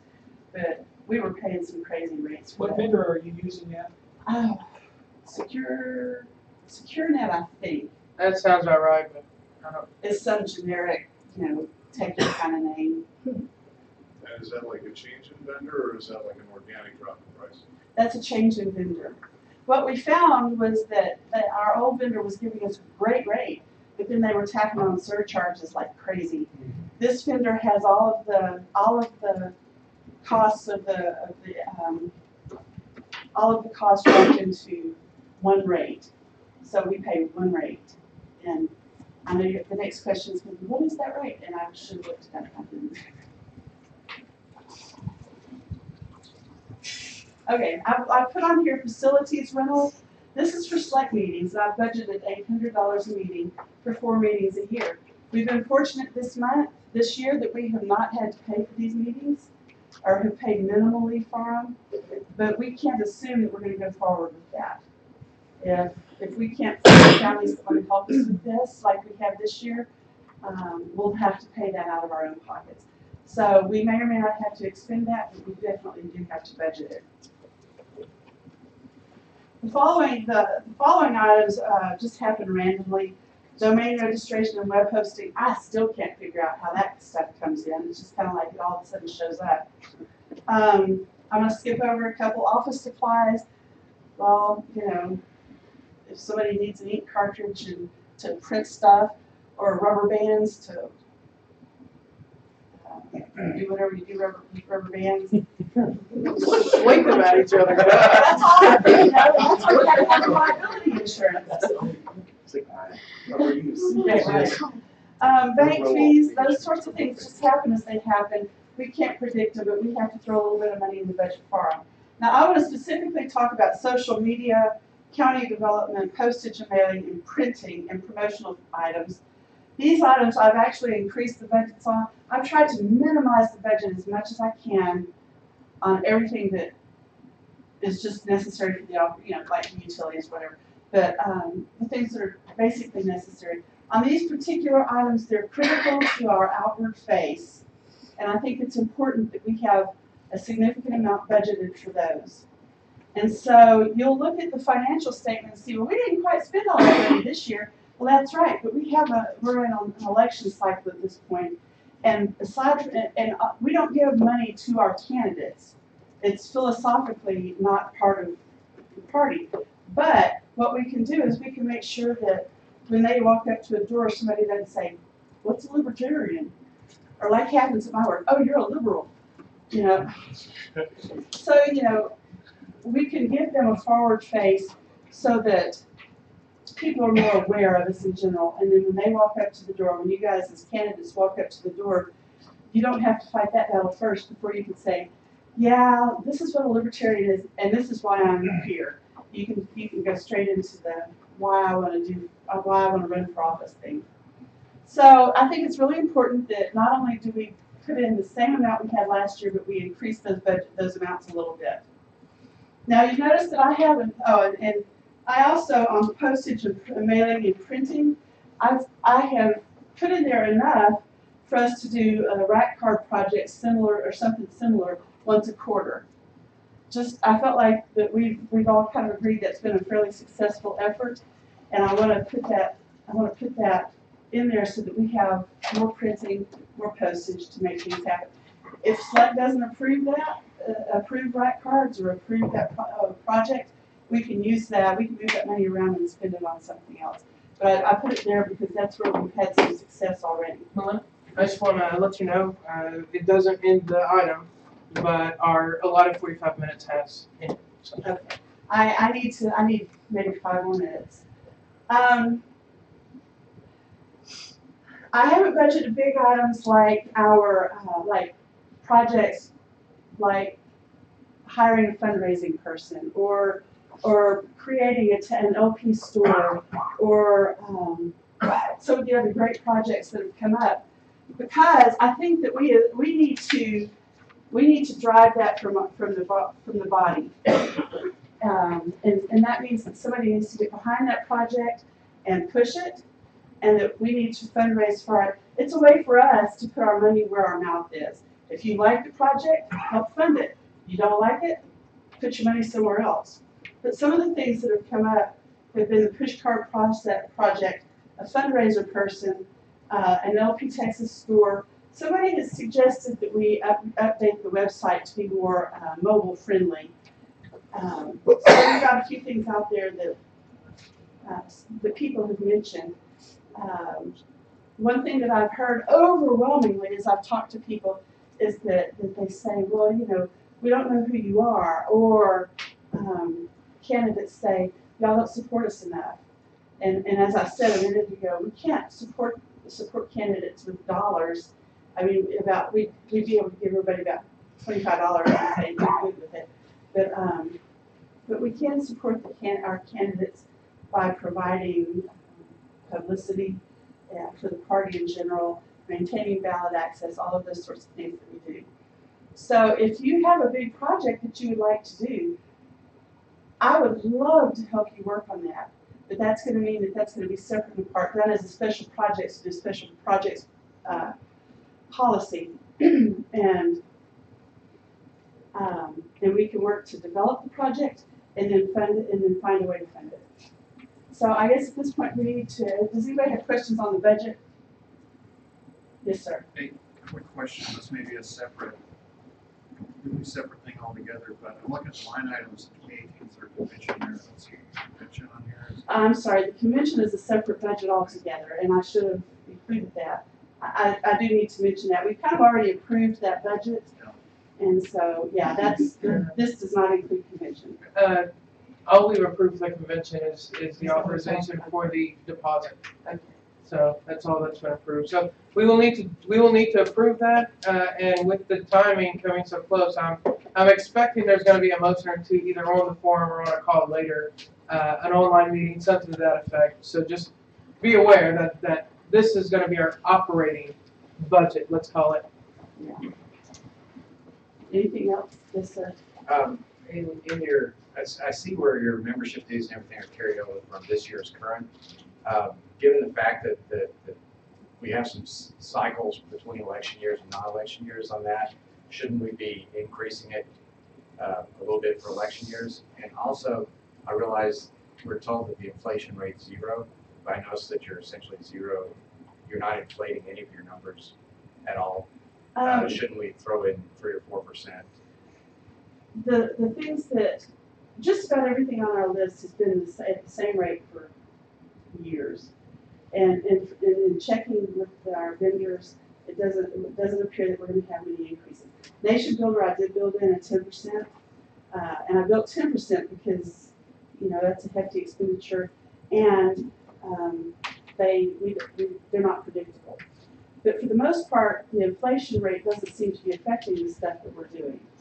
As far as the revenues go, the idea in budgeting is you budget revenues low and expenditures high, and then you don't have surprises at the end of the year. And so. So if this were a non-election year, would you be reducing that number? Probably slightly, yes. Not a lot. I mean, we're basing this on experience, but yeah. Well, now that we start collecting that data, hopefully over a couple of election cycles, we'll figure out what that swing is. That's part of the fun part of budgeting is going, okay, more. Anything else? Yes, sir. I move we adopt your budget. There's been a motion. Is there a second? Second. Is this related to the motion, Mr. McKinnon? I'm raising my hand to second. Okay. Do you need to speak to your motion? Okay. Anyone to speak against? No. Any objection? Look at that.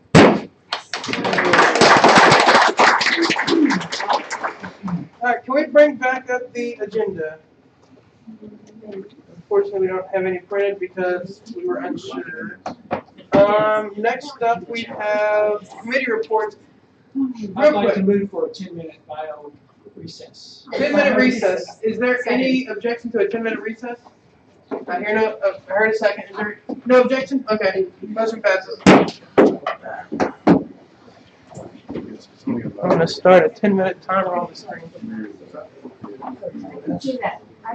Make it a 10-minute timer on the screen.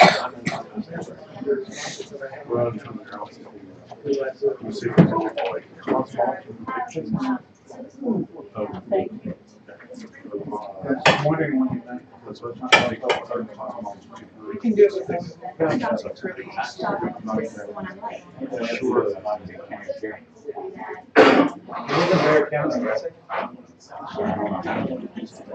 What? I own a home in Eastland County.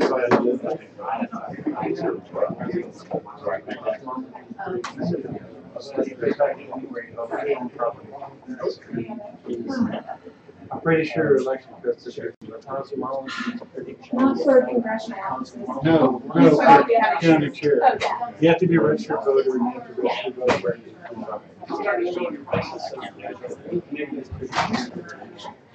That's what you would be breaking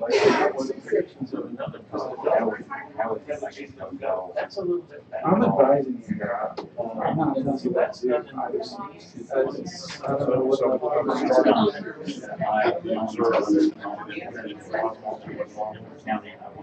They are.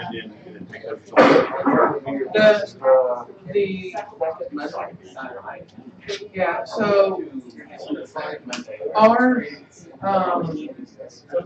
rules say use residents as. Election code. You have to vote, to be a county chair, you have to vote, registered voter in the county. If registered voter in the county, you have to resign. Yeah, so both those standards use residents. We verify that two-way, one with your voter registration, and then in a second method, we have a long list of ways that can use this. Second half, it's, if you're residing. So if I try to register.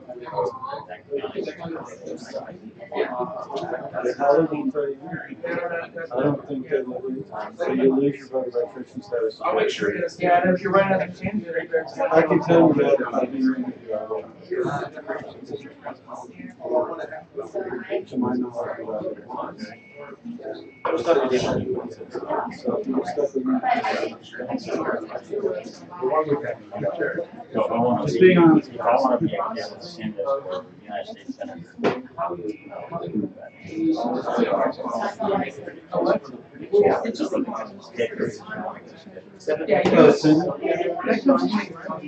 Yeah. Yeah, any state. And you learn something about everything. You want to do it right now? Oh. I may have been You can print one out. You can fax it to me or email it or whatever. Do you have a room? Do you have a room?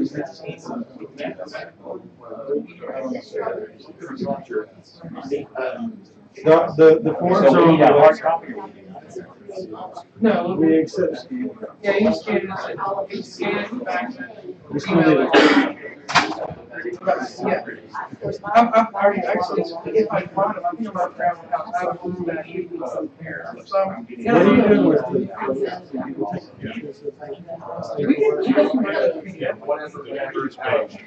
I'm sure that I'll spread it and Yeah, so that's one of the. I know it makes so good. This, It'll even. It doesn't make me feel good about humanity. I listen to that side real quick. 6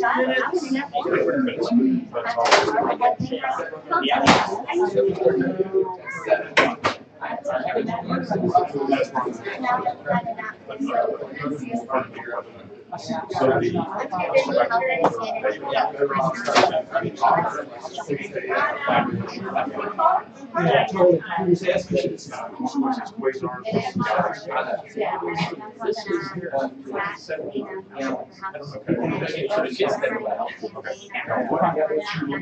Kiss an executive representative.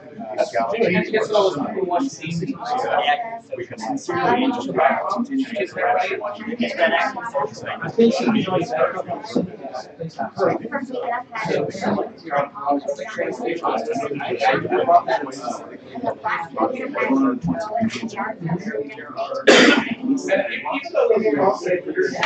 Reason that I'm my office is because only built and also there's some names missing. Which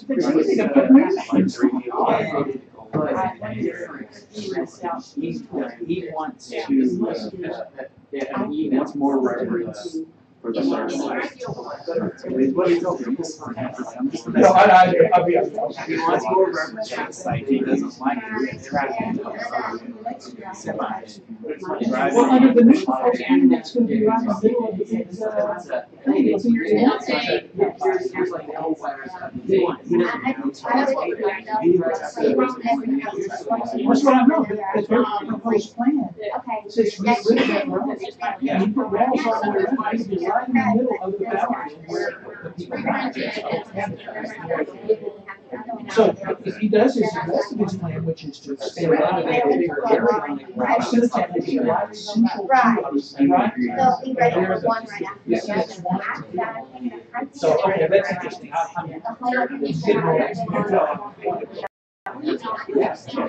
Yeah, I didn't, I was deciding whether to talk for Florida.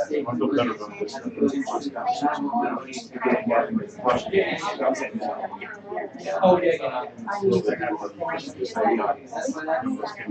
But yeah, it was a very interesting conversation. So we're gonna use that. The roof is.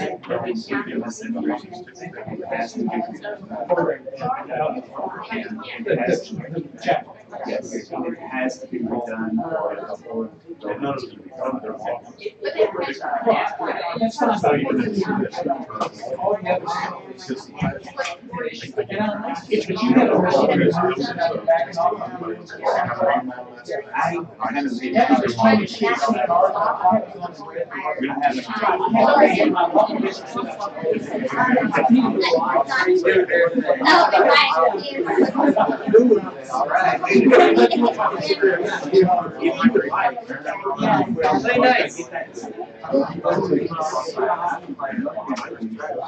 And I asked him, get rid of my phone. he would like to be invited to that. Yeah. Just tell you the truth. I wanted to say that here, he's just crazy.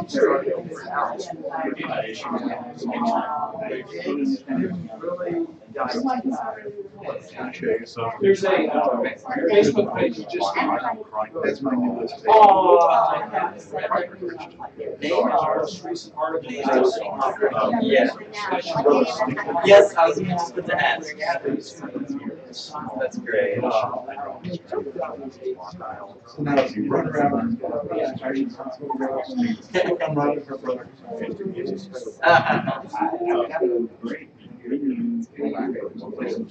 It's like,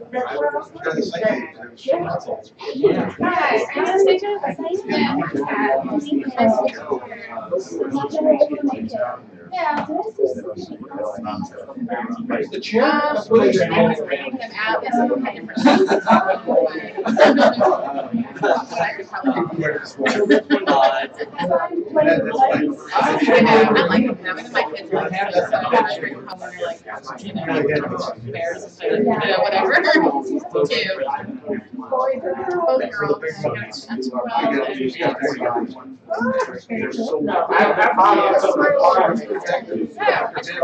I was like, all day, guys, just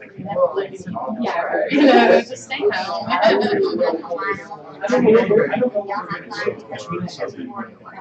Oh, I know, and then that's not the song. That's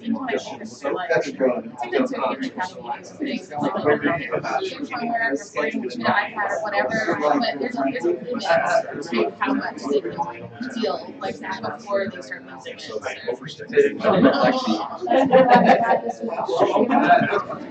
Yeah.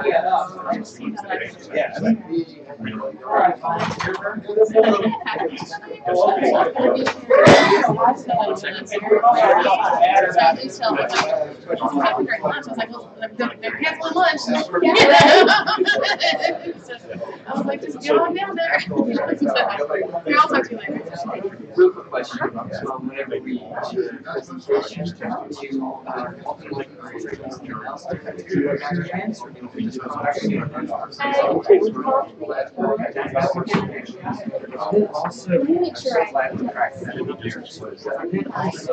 Oh, yeah, yeah. Yes. Those values are important. They add up over time. Now, does this relatively adjust for our movement? I think the guys in the back just to show. Yeah, yeah. You're tolerable. I'll be sure to definitely after being reminded to go back to here. Yeah, exactly. What should we do with I would call it, but the with the PDFs also.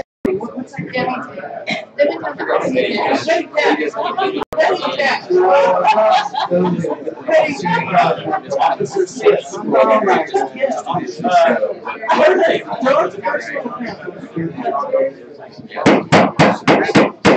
Thanks so much. Yeah, there you go. Corporate air presentation. Oh, All right. Well, recess has ended. I believe next on the agenda, I would not say that. I believe next on the agenda is a slew of committee reports, and as soon as we, okay, first one being convention. We don't have a report for that, so without objection, we can move on. Okay. Next, we have election integrity report. 5 minutes, Mr. Glass.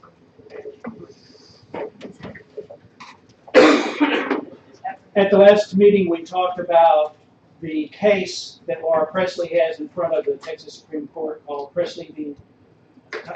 Casas, I believe is the name of the case. We talked about what we wanted to do something to help, and we talked about several options. I ended up being a Jim Pillar twisted my arm, and I ended up doing an amicus curiae letter brief on behalf of Laura.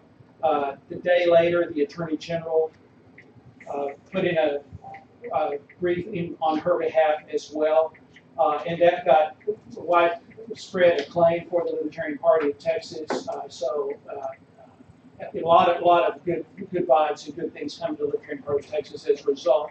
And since then, the Supreme Court has not yet accepted the petition, but they have asked for full briefing, which is a major thing. So that's where we are, and that's my report. All right, thank you. Is there any questions? Yes. Tom, I have a question, just related to the election integrity committee. I know that last year you helped coordinate getting some poll watchers and things like that. I was curious if you had the chance to look at some of that. Was there anything irregular that the poll watchers reported? Anything that requires follow-up or change things that we do different with poll watchers in the future? The one thing that I saw in Harris County, and we saw collectively, and I'd love to hear from some of the other members of the deal if they have some things that they saw. The one thing I saw is that, of course, the biggest thing from electronic central counting is the fact that you put some media into the machine that's centrally counting it that has malicious code that could then modify results. Most people have focused on the cards themselves that come from the precincts, but that's not the only vector that can come in. The other thing, the most common way that you would expect it to come in would be from a flash drive being introduced to that central computer that hadn't been checked. Well, in Harris County, they have two processes by which they put unchecked flash drives into the central count computer that have the potential to introduce malicious code. One process is they say they're backing up their database because they don't want to lose it, so they put it in frequently throughout the night, in and out. The other case is that in Harris County, they want to upload to the Harris County website from the central count. The results as they come out, and they're doing that electronically, putting another flash drive in and taking it over to an internet-connected deal and going back and forth with that flash drive. And nobody has checked that. So if somebody was intimidated, bribed, or had a hostile intent and had the code they needed, they could have used those to corrupt the results. I'm not saying they did, but that is a gaping hole in the process that needs to be discussed.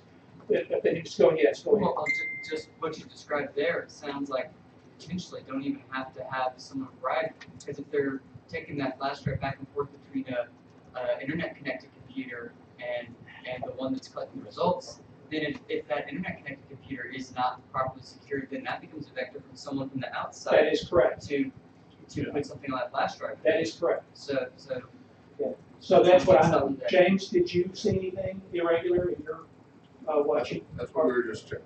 This is, I never saw them do anything with flash drive between outcome and publication.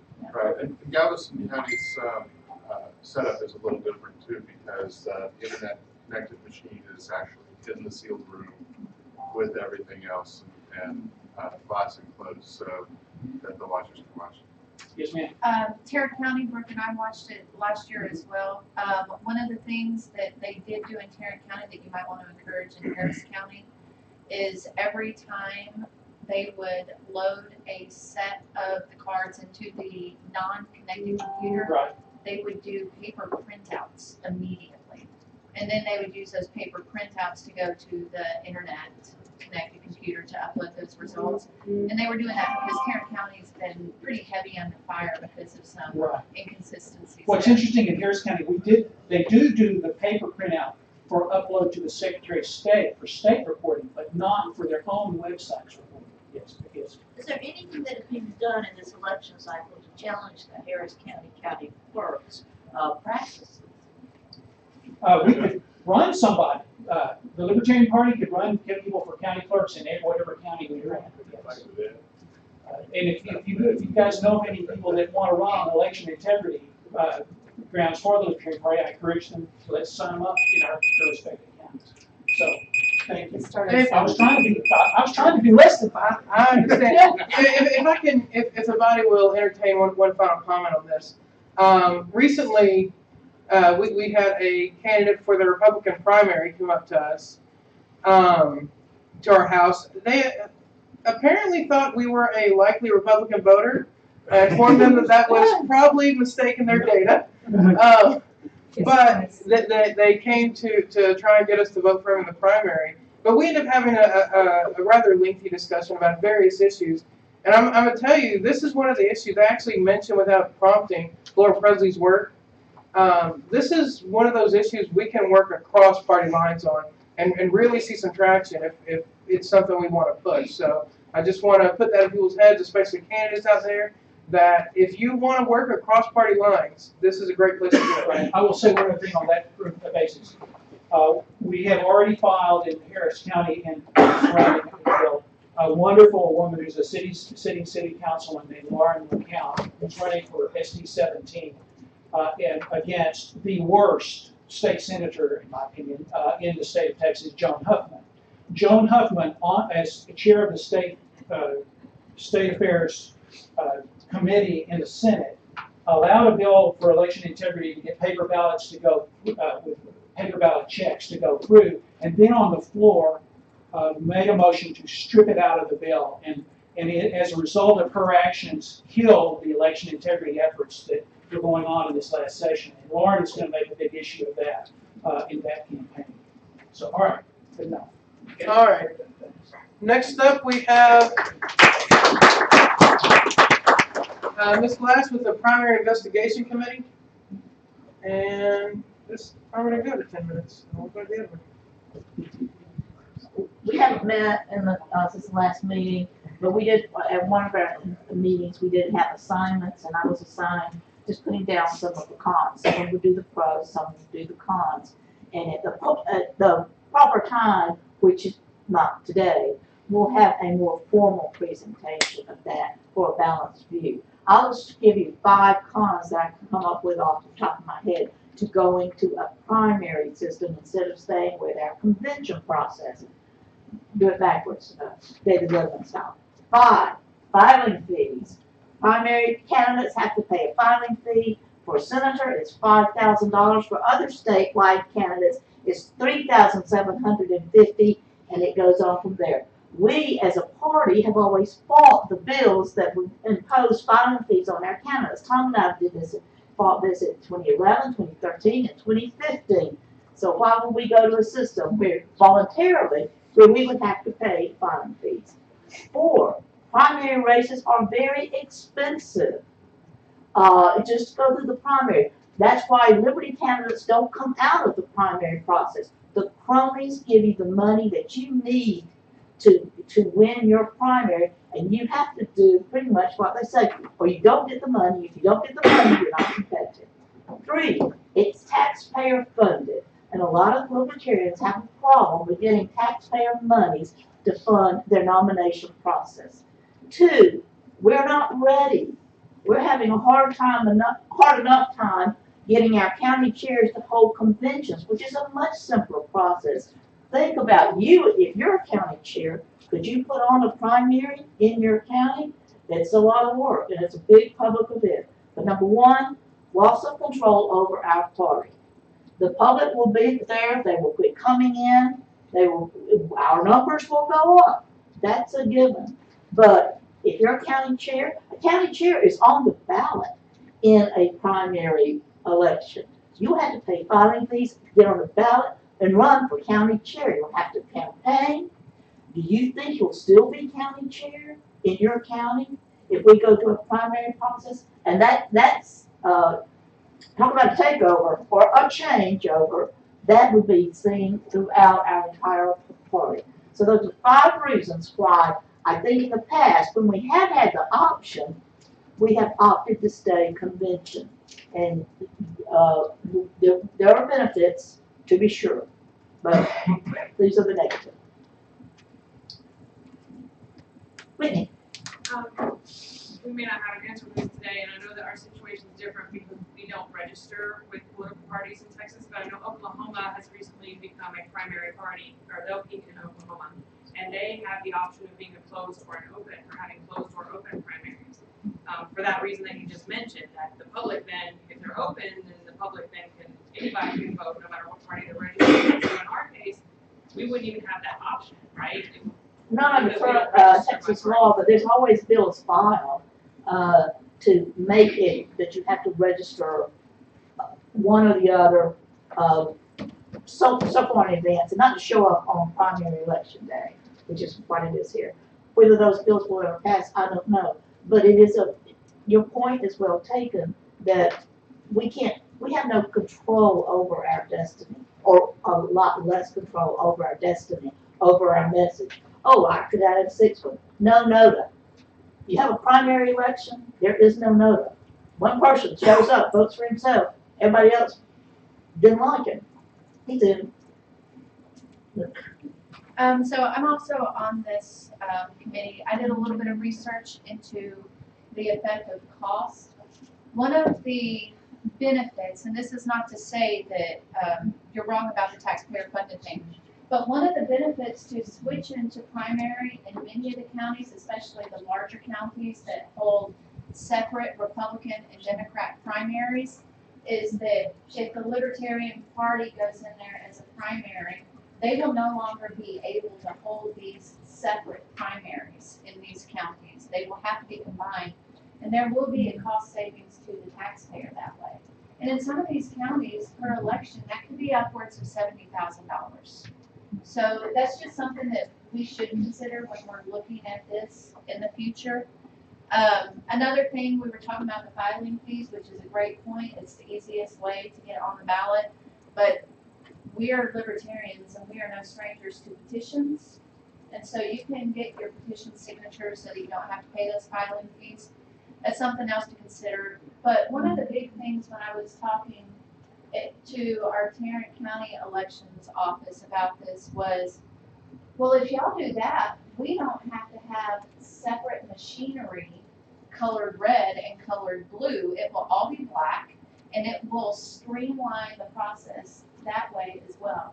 So these are just, there are obviously negatives, and those are very important points to remember, but we also, if we're concerned about taxpayer money, it may end up saving taxpayer money in the long run, even though it seems counterintuitive, it might.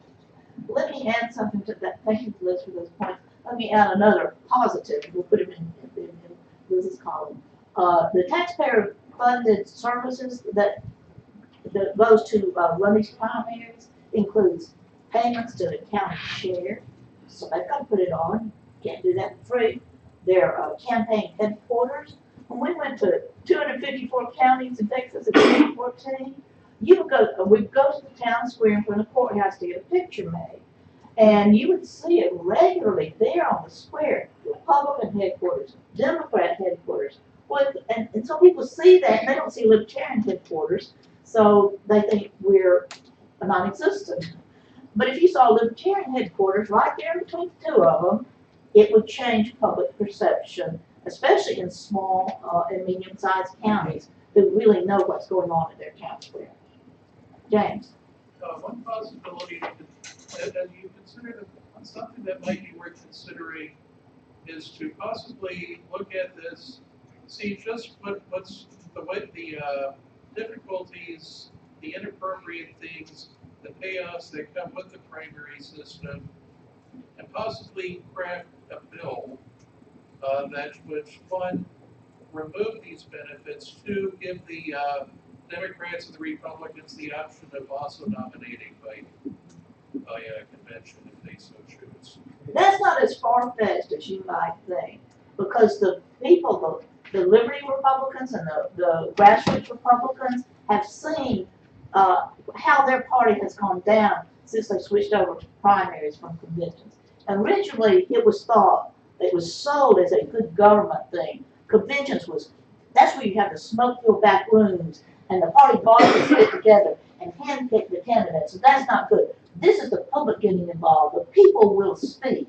Well, the cronies just control the process, and so now we get who the cronies want. A lot of people have seen that, and I would work for a bill that would say every party gets the option, no matter what votes they get, to be primary or convention. And I think at least the Republicans, there would be a big push to go back to convention, because it's experience has shown you really do have more control over your party through the convention process. Here. I would say that I'd like to know what those, I know that Liz got some numbers for Tarrant County. I'd like to know what some of those numbers might be for some rural counties. And I would assume that even if that cost is going down, we would still have the argument that would be taxpayer funds being used to hold that, and I think that many in this room would probably still find that a negative, even if it's saved that cost by being involved in that. I wouldn't try to. One other thing that's an option for us, I just want to put this idea in our head. It may be a bad idea, but it is possible also that we could go to primary and retain some of the benefits, such as data retention for people who vote in our primaries, et cetera, and then take a stance that might actually get us some attention of not accepting any of the funds. And that would be an expensive undertaking for us, and we'd have to coordinate it. But just to put the idea, just because we get a check doesn't mean we can't say we don't want it.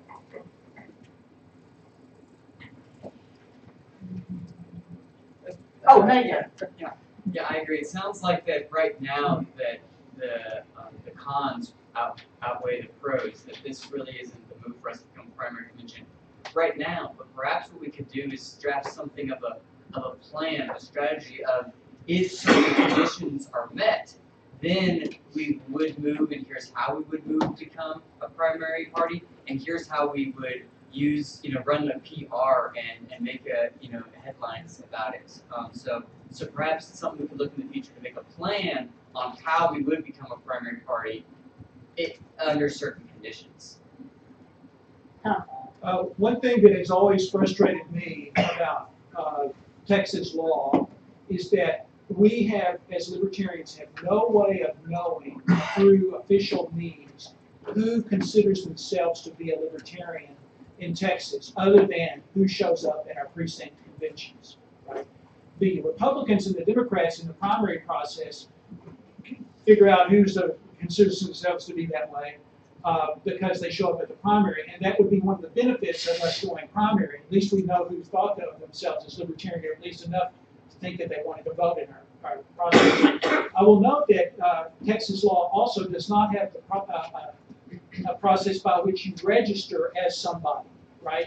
If people come into Texas, a lot of people say, I'm registered Republican or whatever. Well, that's what they do in other states. I would love to see it where we do register as something, so we would at least see that, and that's a potential law change I'd like to do. There was bills like that introduced in the last legislative session that said you had to register as something or an independent, but they tied it into being a closed primary system, which means that you had to be registered in that party within a certain time beforehand before you could vote in that party's primary. So that's another issue that we need to think about. But I will note that our platform right now is opposed to having a process by which people register as libertarians, and I never have understood that, and that's something as a platform item that I'd like to see removed, so it gives us more flexibility going forward in terms of what we support. Because I'd like to see some process by which somebody can register as a libertarian. Yeah. Tom, can you do me a favor? Can you look at that, and can you send your recommendation to platform at lptexas.org? And that goes for anybody that wants any changes made or suggestions. Renee? Yes. So I attended the election law seminar back in September, and I've got I bought the book. He wouldn't give it to us. I had to pay for it, and it has what the counties, the primary party counties are allowed.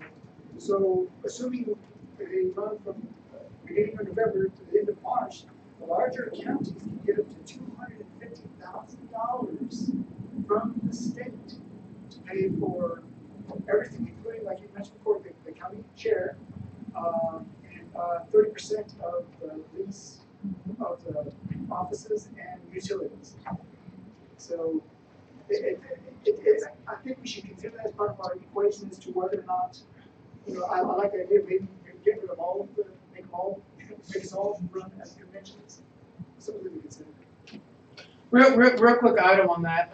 Me and Renee and Anastasia actually met for dinner last night. We discussed this among other things. Just to stoke the libertarian outrage just a little bit of this. He had to pay $35 for his book. What he didn't just mention is that all the primary parties were given the book for free. And the convention parties had to pay for it. And on top of that, the entire seminar was about convention stuff. I'm just about primary It's stuff. County chairs. Okay. Well then I stand corrected. Great. Okay. So. Okay, well, bottom line, I think it's a tremendous possibility, a tremendous risk, and a lot of work, tremendous amount of work to make sure that the benefits outweigh the risk. And are we ready to put in the work?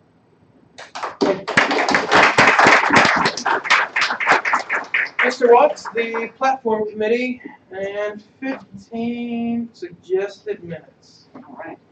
Is that the thing you need first? Yeah, we'll start with that. So thanks everyone. I'm the secretary on the platform committee. I'm kind of standing in to deliver this report for Carrie, our chair. He's been having a little bit of trouble with hearing, so I helped throw this together, and I wanted to just update the body to what we've been doing so far, kind of how we've been doing it. If at the end we can, people have questions about kind of how we operate and things like that, happy to field that question, and any of the committee members who are here, we may help answer questions. But for right now, we didn't really want to focus in on the specifics of what we're changing. We're not like in this body right now. We're not looking for like specific feedback to the planks, but we're always open to receive that feedback, whether it's through the forum discussion there, or as Carrie pointed out earlier, sending an email to platform@lptexas.com, or rather .org. We're always welcome to feedback and looking at those. But for now, I wanted to update everyone as to kind of how we've been conducting business and what we've accomplished so far. Just a couple nights ago on the LP Texas SLEC forum, I did post a new thread, and I had a couple attachments, which I've also uploaded these into Ignite. And I just want to briefly just visually show you what we're kind of working toward and preparing. We've recently drafted together a complete report that's keeping track of all the proposals we have worked on in the platform committee. So you can just real quickly just kind of just scroll through, if you would zoom out some so that everyone can see the whole document, because we're not really looking to show the meat and details of the actual text changing, but just visually showing what we're preparing together. This report we're having is just the full body of the platform, but we have a markup view that's showing the changes that we have, and we have comments in there that are showing when did we move that, who seconded it, and how did our platform committee vote on that. So this is kind of a draft of what you can expect to see at the end. For convention, we'll have a complete report that will show the full markup, and hopefully will be easy for us to, hopefully the way I've formatted this where I can just with a couple clicks select everything that's crossed out and delete it.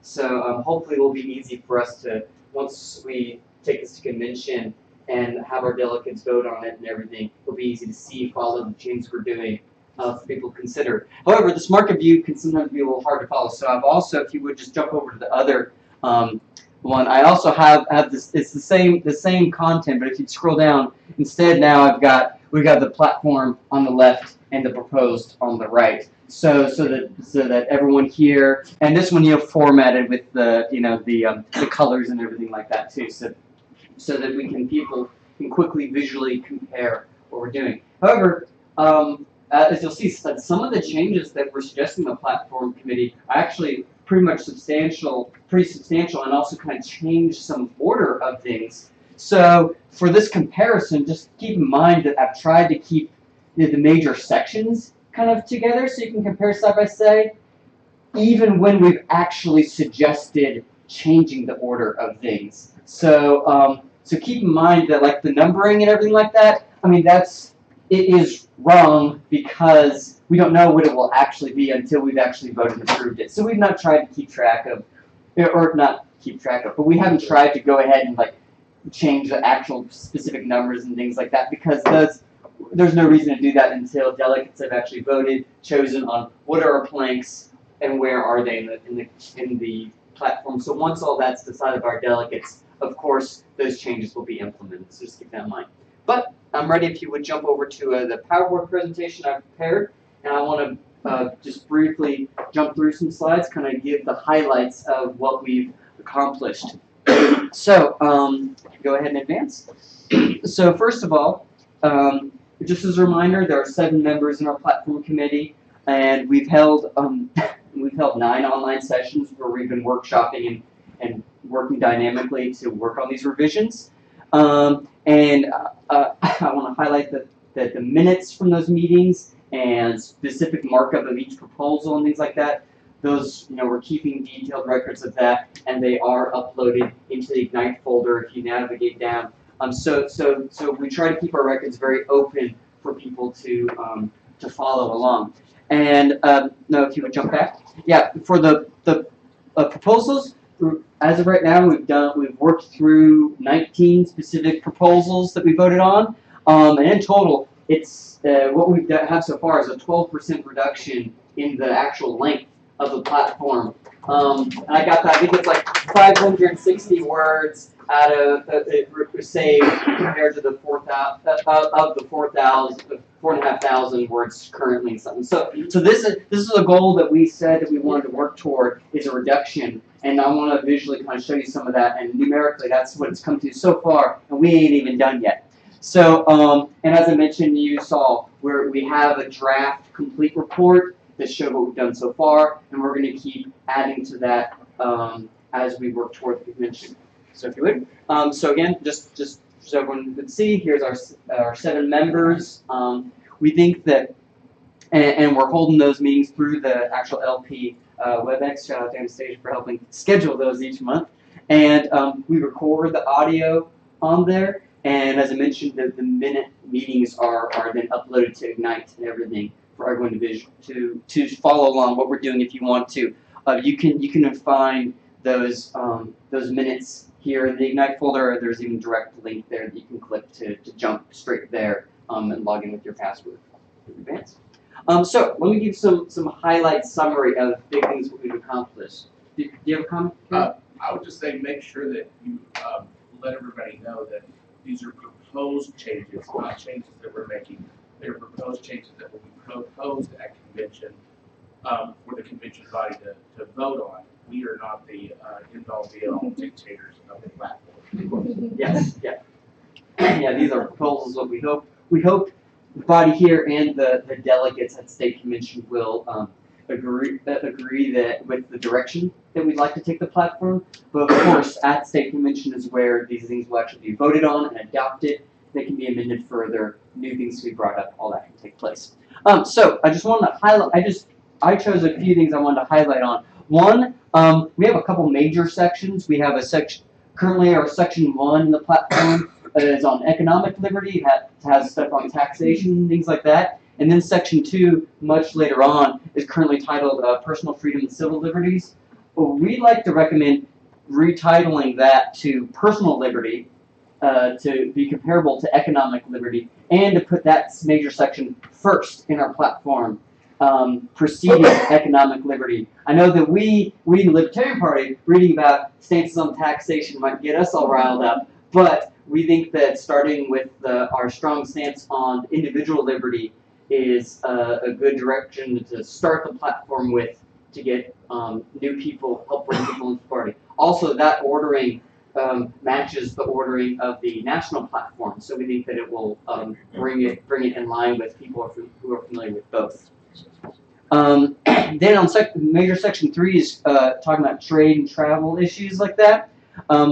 We're suggesting possibly renaming it to Liberty to Immigrate and Freely Trade. That we can use the catchy acronym LIFT and just make this a good talking point, because we think that the libertarian stance on this issue is really pretty unique, and we think that we'd like to make this a talking point to help bring party into the issue and get our members invigorated. If you would go ahead and advance.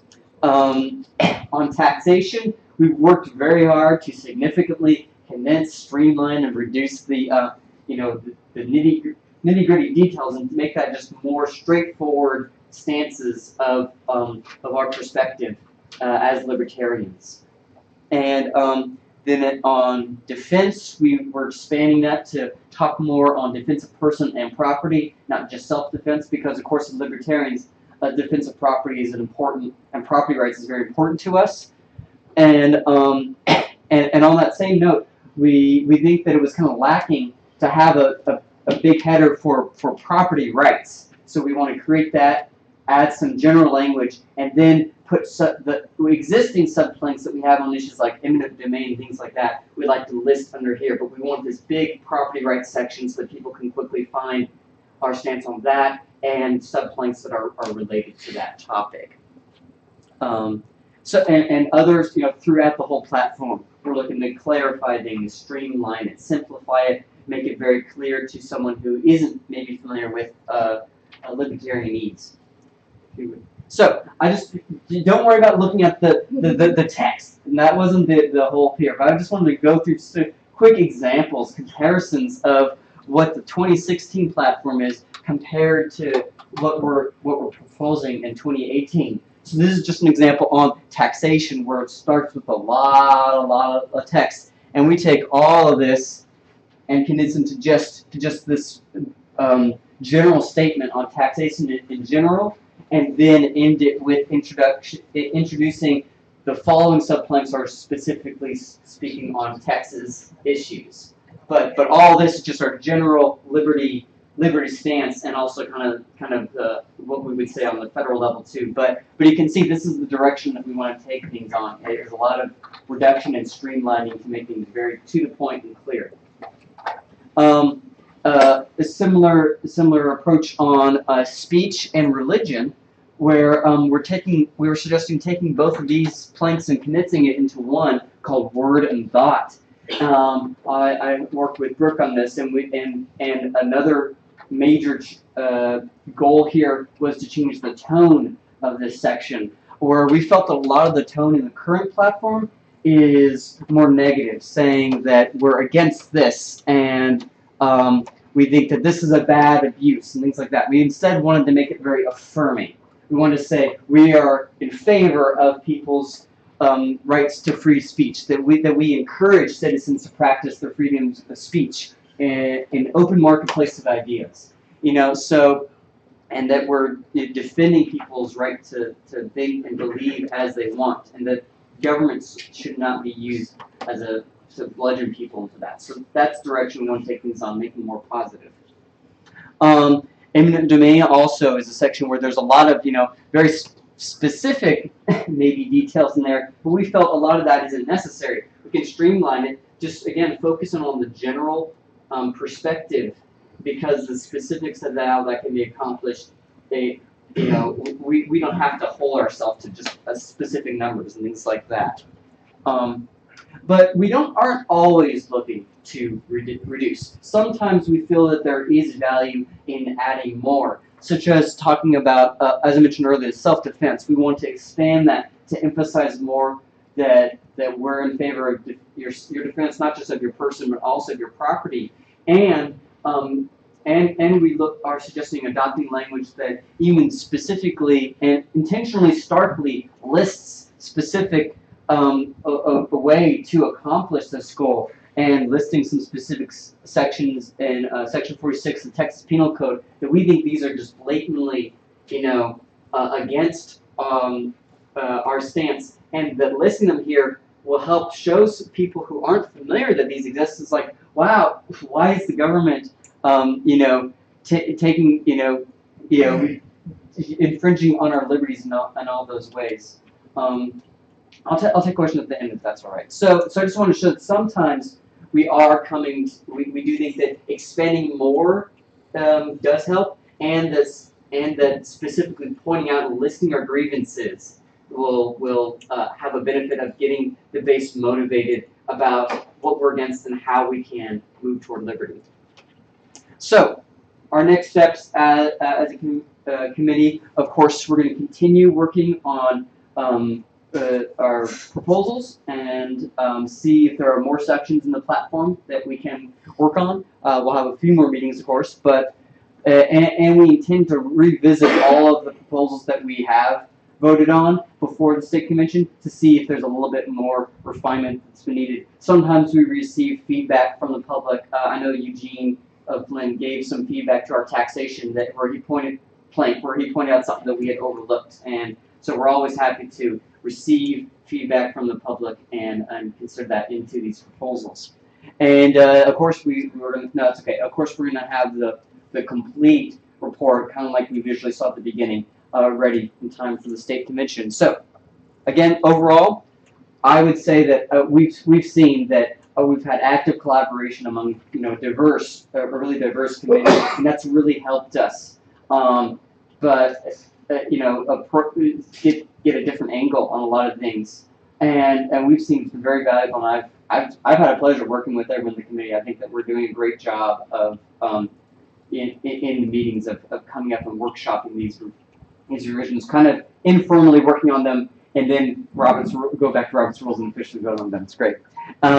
Those records are available to everyone in SLEC through Ignite, and I'd say we're on track to deliver a full and hopefully strong proposal report for the state convention.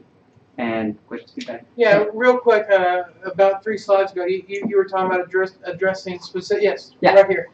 You mentioned the illegal knife. Was that proposal considered in light of the recent law change on knives, or is that in addition to laws that have been recently passed?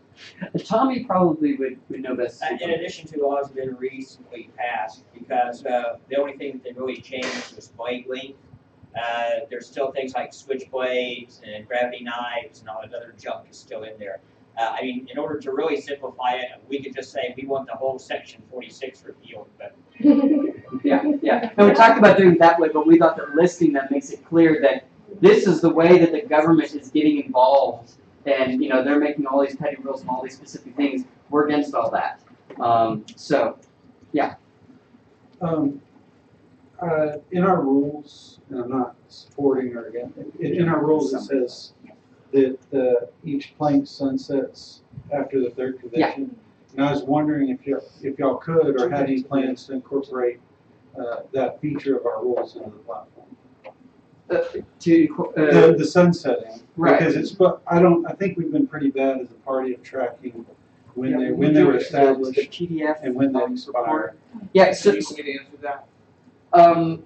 So I'll just say real quick that my understanding is planks sunset after 6 years if they have not been revised or voted back in, if they just aren't specifically voted in.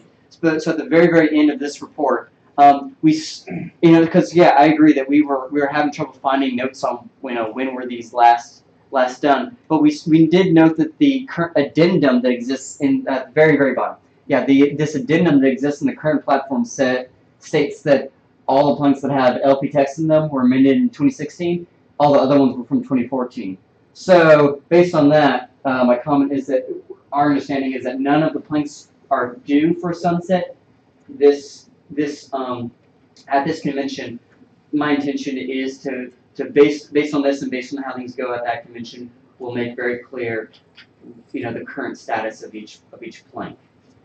Okay. Yeah. And also to answer your question, Doctor, I'm in the process of moving the different platforms to 2010 and 2012, moving them side by side with our platform in 2016. to see what has either disappeared or what sunset in 2016. And those things we can bring up as a general vote, should we choose to as a body at the convention, or they can be voted on separately for each one of those to be renewed. Or the committee itself may look at those and choose not to address them because we feel that the sunsetting, allowing them to disappear from the platform is a good thing. But it's currently being researched, and me and Anastasia talked about it, and because we didn't have very many records, and she's the one that suggested putting them side by side and working that way. So as the chair, I've been trying to do that so that at our last meeting, those are things that we can address, and you will see in the proposals that happen at the state convention, it will be said that these are sunsetted, these are due to sunset, and we would like to re-adopt them, and then that would just be a vote of the body to re-adopt that plank, which would give it another 6 years. And then hopefully the notes that are being taken by the secretary at that time will, as well as the work that we're doing with the notes that we're keeping as a committee, for future committees and for future conventions, that would be an easier task of them knowing what is sunsetting and what is not. So something that I would recommend for the platform committee to do, if either you guys don't make a proposal to re-adopt everything that's not being specifically addressed, or if for some reason it doesn't pass at convention, would be to create a report after convention to be supplied to the next platform committee, so that they don't have to go through what you guys have had to go through figuring out what's sunsetting and what isn't. I agree. Yes. And my understanding is when Clayton Hunt did this research for us in 2016, and nothing was due to sunset in 2016 because of the changes that we made with LP Texas going to with Libertarian Party of Texas going to LP Texas, it addressed most of those issues. So that's the reason that there wasn't a sunset report from the previous committee, and that's where that research is coming at the end of that amendment, so that you know why that's being said. I know sunset is a big thing for some people, and it's definitely things that we want the body as a whole, the convention body as a whole to know. Any other questions? Comments? All right, thanks so much. I will also add, yeah. I said, you know, you're in my class. Let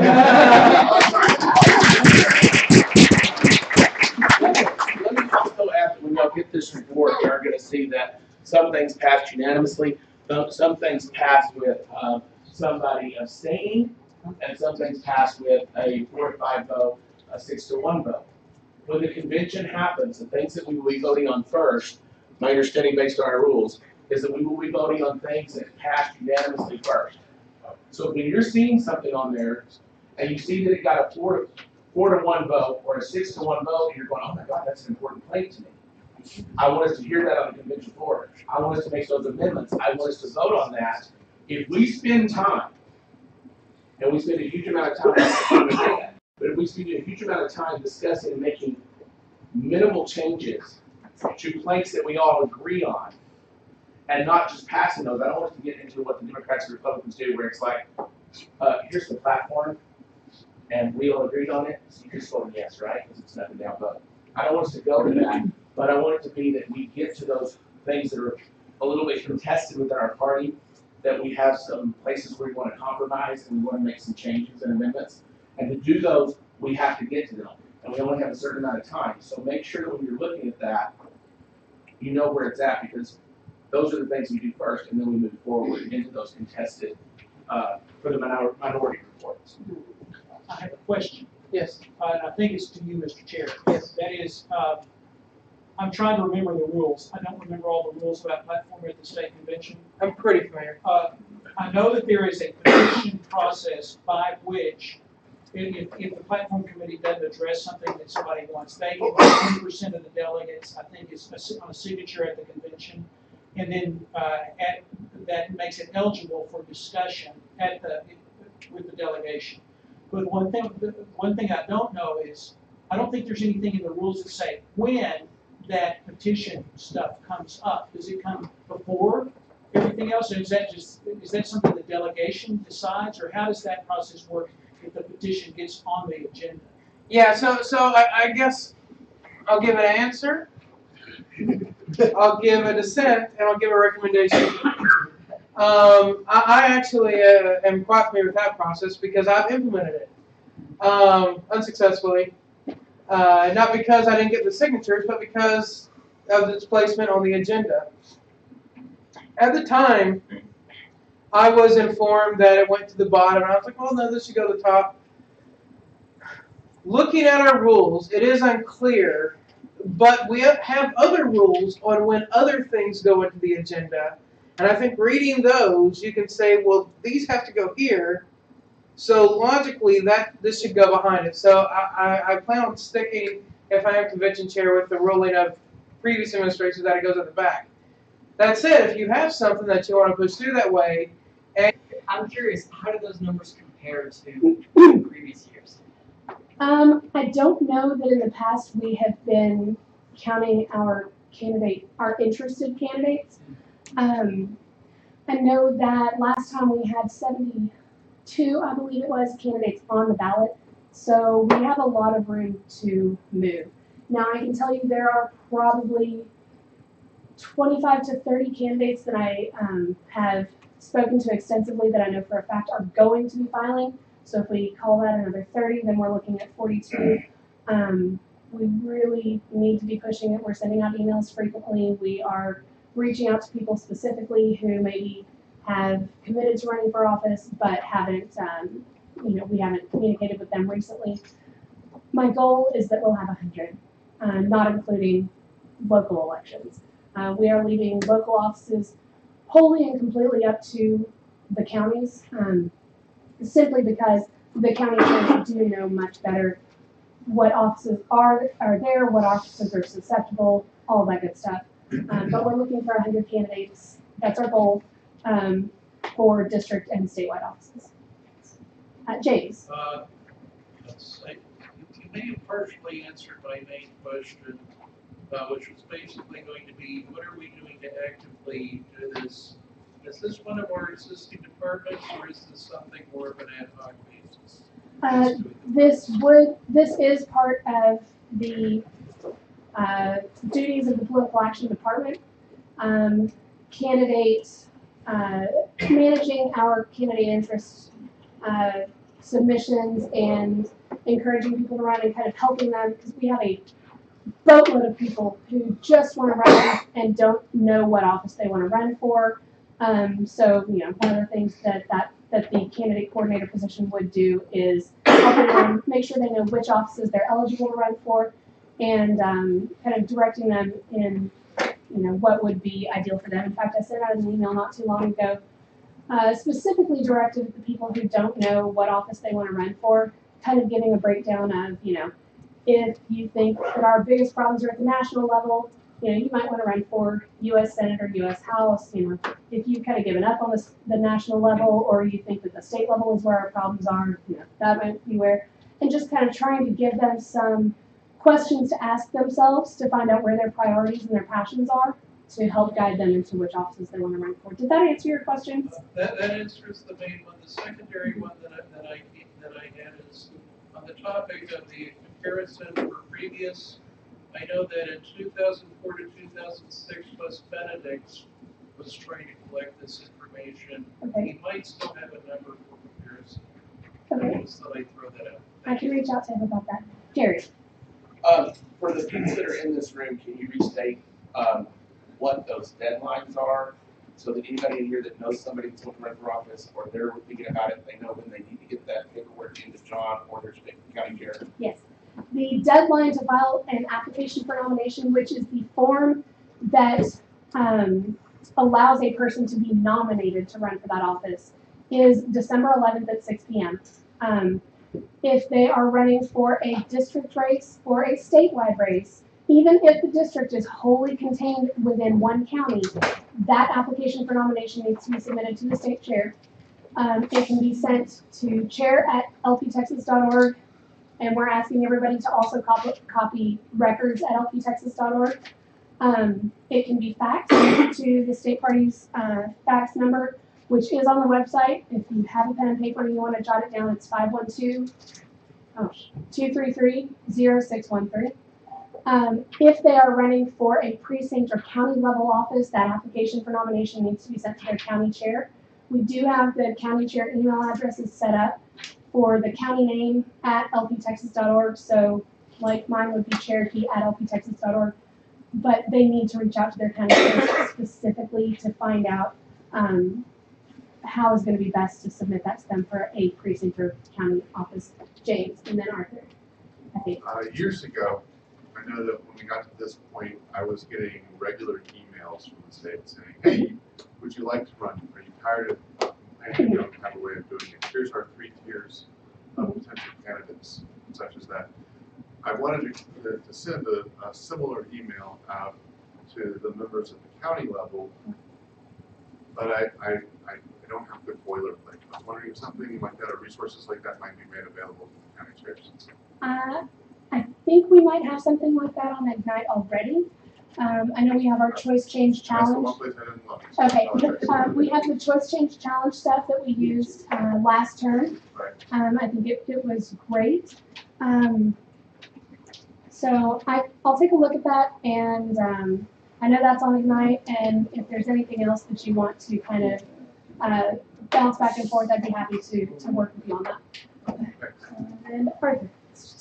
I was going to say, if y'all out there getting candidates to send in their paperwork, I know sometimes they got to get in, so they take a picture of it and send in a photograph of their paperwork. But please, if you have to do that, that's fine. But please get them to scan it, and if everything else fails, get them to take a picture, send it in, so we can get the timestamp of when it was submitted. But get them to mail it in.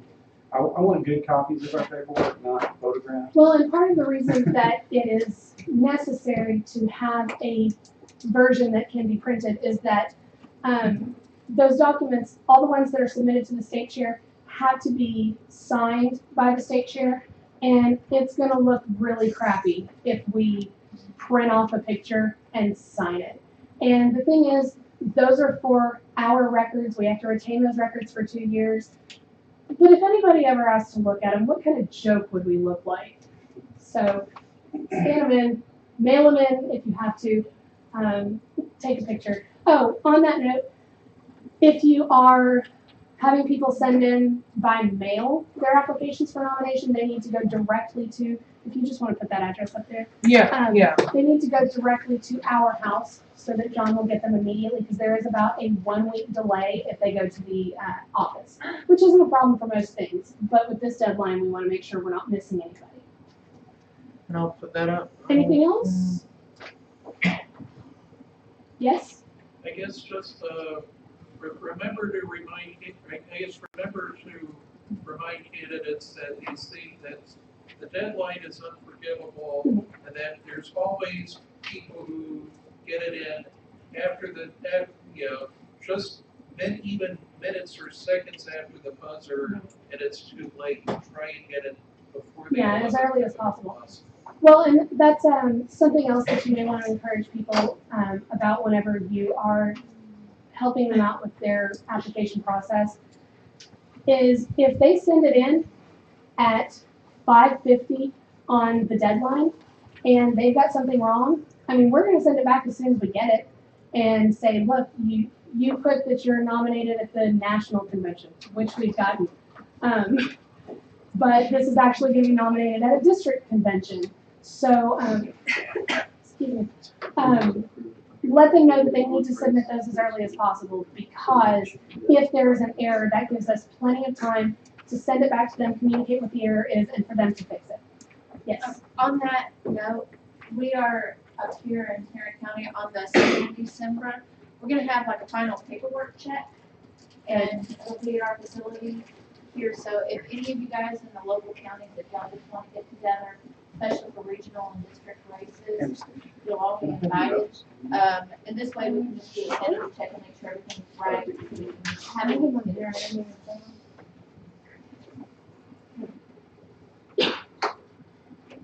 All right, is there I don't have a question about this. Okay. before we go on. Okay.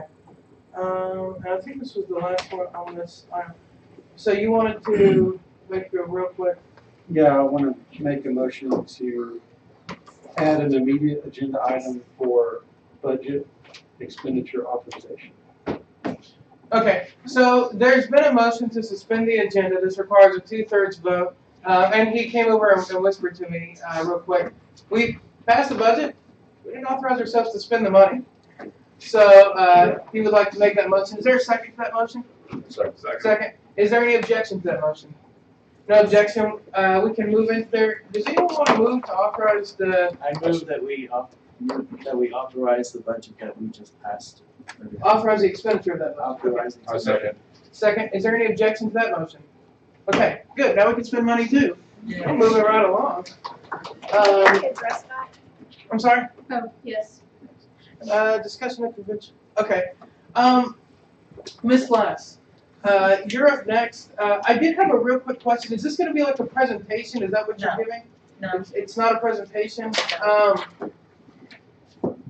So this, because there's really only, there's 3 ways we can do this. We can have open debate around a motion, if there's gonna be a motion presented. We can receive a presentation, or we can recess for a time and people can talk about what's going on. And there's not really a mechanism for us to have an open discussion for a time around a not motion or not presentation. So if you wanted to, you call it a presentation. you wanted to give a presentation on this. Yeah. I don't have a PowerPoint. Absolutely. If you just want to come up here and give a presentation on this, that would, okay. Well, for those of you who are new to the party, I want to talk about delegate selection process and how we get delegates to the state convention. And in times past, this hasn't been at all controversial because we had plenty of slots for whoever wanted to show up. In 2014, it became a little different, a little more competitive. It caused some hurt feelings. And we just had a discussion about a primary party. And let me emphasize another difference between primary and convention. When you nominate your candidates by primary, you have sort of divided the internal workings of the party. That will be taken care of through their convention process, and the political part of a party's business, that is nominating candidates. And in a primary, you get lots of new people show up that you've never heard of before. Nobody thinks that's odd. When new people show up at our county conventions, people are kind of thinking that's odd. Now, I put up on the forum something that Corey Watkins, and I'm sorry he's here, doing Talk Times Back, that he put on there. And I did that not to speak ill about him, but just to point out, this is politics. Corey said, Houston, I'm Harris County Chair, I love you, I'm out getting delegates to represent me in the 2018 Libertarian Convention. Now, whether I like this as county chair of Harris County or not is not the point. The point is, it's politics. And when you're in a competitive race, you have to get out the vote. So we will have several contested races. And if they're good candidates and they're trying to really work it, they're going to be trying to get out the vote. So instead of taking this as something, an attack, something to be repelled, I think we've just kind of recognized that we have arrived at a different place in our history where this is going to be common, and people coming and want to participate, it's their right. And you may make assumptions about someone new that is totally unwarranted about why they're there, who got them there. Because we don't have a screening process. Which candidate are you going to vote for? Who brought you here? How'd you get here? How'd you find out about this? It's a public event. People come for all sorts of reasons. And we have people in Harris County, you have people in your counties. They only come to convention. We never see them in between conventions. Well, that's their right. You can try to make it attractive for them to stick around in between company meetings and help build the party, and that's good. But that's not what everybody wants. So I just want to have a discussion about this because it has caused a lot of ill will in the past, and I don't want it to be repeated in 2018. Is there a question over there? Yeah, I mean, we discuss frequently at this level, and of course, all throughout the party, growing the party. This is what growth looks like. If more people are going to show up at precinct conventions. It's the only way they have to participate in a meaningful way in affecting the future of the party. Because if we say, well, you ought to show up to county meetings, you ought to show up to precinct meetings, you ought to show up at our events, what influence do they really have on the future of the party and its candidates? Is there any other questions? Just a statement of agreement that, yeah, even in the old parties, of course, usually what gets people motivated to get involved is this candidate that they like. They're not involved at all with the party outside that, but then there's a candidate that they really like and it inspires them, so they get involved in the party. It's politics, that's not unusual. So I think that we should welcome, embrace, and like Tommy said, once they're here, let's see what we can do to keep them and get them involved in other things too. But we don't need to. We shouldn't be upset by them coming for a singular issue. That's important. That's okay. Point of order. I believe we've entered into debate without a motion on the floor. I'm taking these as questions on the I haven't presentation. heard questions. Do y'all agree? I agree. Point well taken. Is there any questions about the presentation we just received? Mr. My McKenna. question is, while all of those people that are statewide candidates are going to be looking for delegates to vote for them at the state convention and asking those people to get involved and go to the precinct and county conventions, I would say, does any statewide candidate, or since Kathy's given this presentation, do you feel that it is an issue when a individual show up and the only reason that they're there is for a specific candidate? Do you think, I have an issue with that. Do you have the issue with them getting upset or the candidate getting upset because that person wasn't made a delegate or an alternate? People who have been there on the ground doing the work in that party, because they are so sought after positions, a delegate is an honor, not and something that we fight for. So do you think that do you think candidates should take that personally if the people that they send don't necessarily get to become delegates or alternates? As long as it is a fair nomination process and not use of a SLEC or other heavy-handed, top-down maneuver to keep people out, as long as every single person there has the right to nominate himself or anyone else, as long as every single person there gets nominated, gets voted on the same as anybody else, then I think I'm fine with the results, because it's competition. You can expect that new people, this dreaded newcomer that nobody ever heard of before, you can expect they will not likely be made delegates, because the people who have been there in a fair nomination process will be more inclined to vote for people that they know. But no, as long as the process is fair, no one should get upset. Ms. Scripter, do you have a question? Thank you. I do have a question. For all the statewide candidates and district candidates, we have decided to structure our planning process so that we are including representatives for the candidates if they choose. And so my question is, are there any statewide or district-wide candidates that would like to have a representative help us with our planning and organizing of delegates in Tarrant County?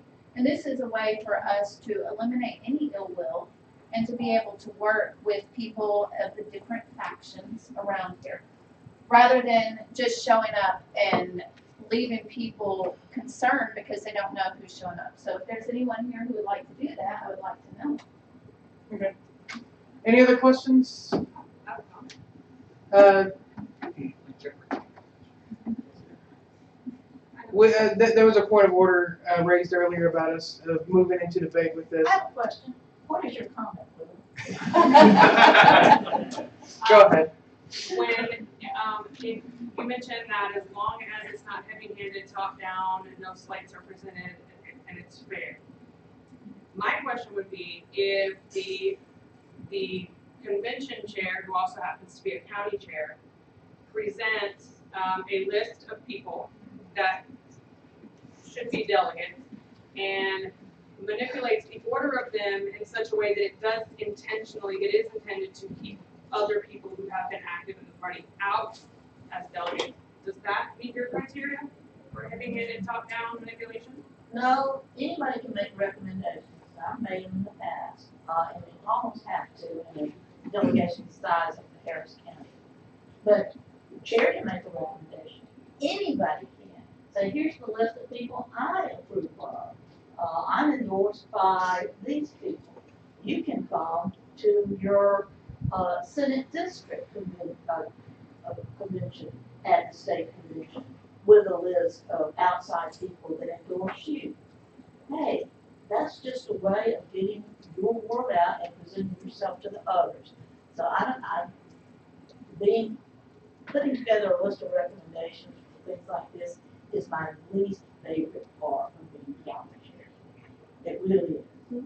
But the way the process went, we were there for hours. And if I hadn't had a recommendation list, I think we would have been there for days. You have a question, Mr. McKinney? Kathy, do you think that a recommendation list coming from a county chair, as a county chair, do you think that do you not think that that constitutes as a slate? When people look up to us as county chairs, and that, of course, that's why we give the recommendation. And then when that voting happens, and people are nominated at the convention, and there's already a ballot printed, because in y'all's case, y'all have to. I don't. No, we don't. We print them on the spot. Okay, so when you print them on the spot, are they done randomly? You're doing them alphabetically, so that means, somebody that is not on your slate can be at the top of that list, as opposed to the people that you want, or you're recommending, I should say, are given first, and then everybody else is after that. Here's the difference between a slate and a recommendation. A slate is, here's a fixed number of people. We have so many slots, 10 slots, here's 10 people. No one else can be added to it. Vote it open there. A reference or a recommendation is, here's a list of people recommended. Someone moves. I add this person, I add that person. No one moves to nominate the list. They just, nominations start. And, and then anybody can be added. No one can keep anybody on the nomination list. You can nominate yourself. No one can stop it. And that's the difference between a slate and a recommendation.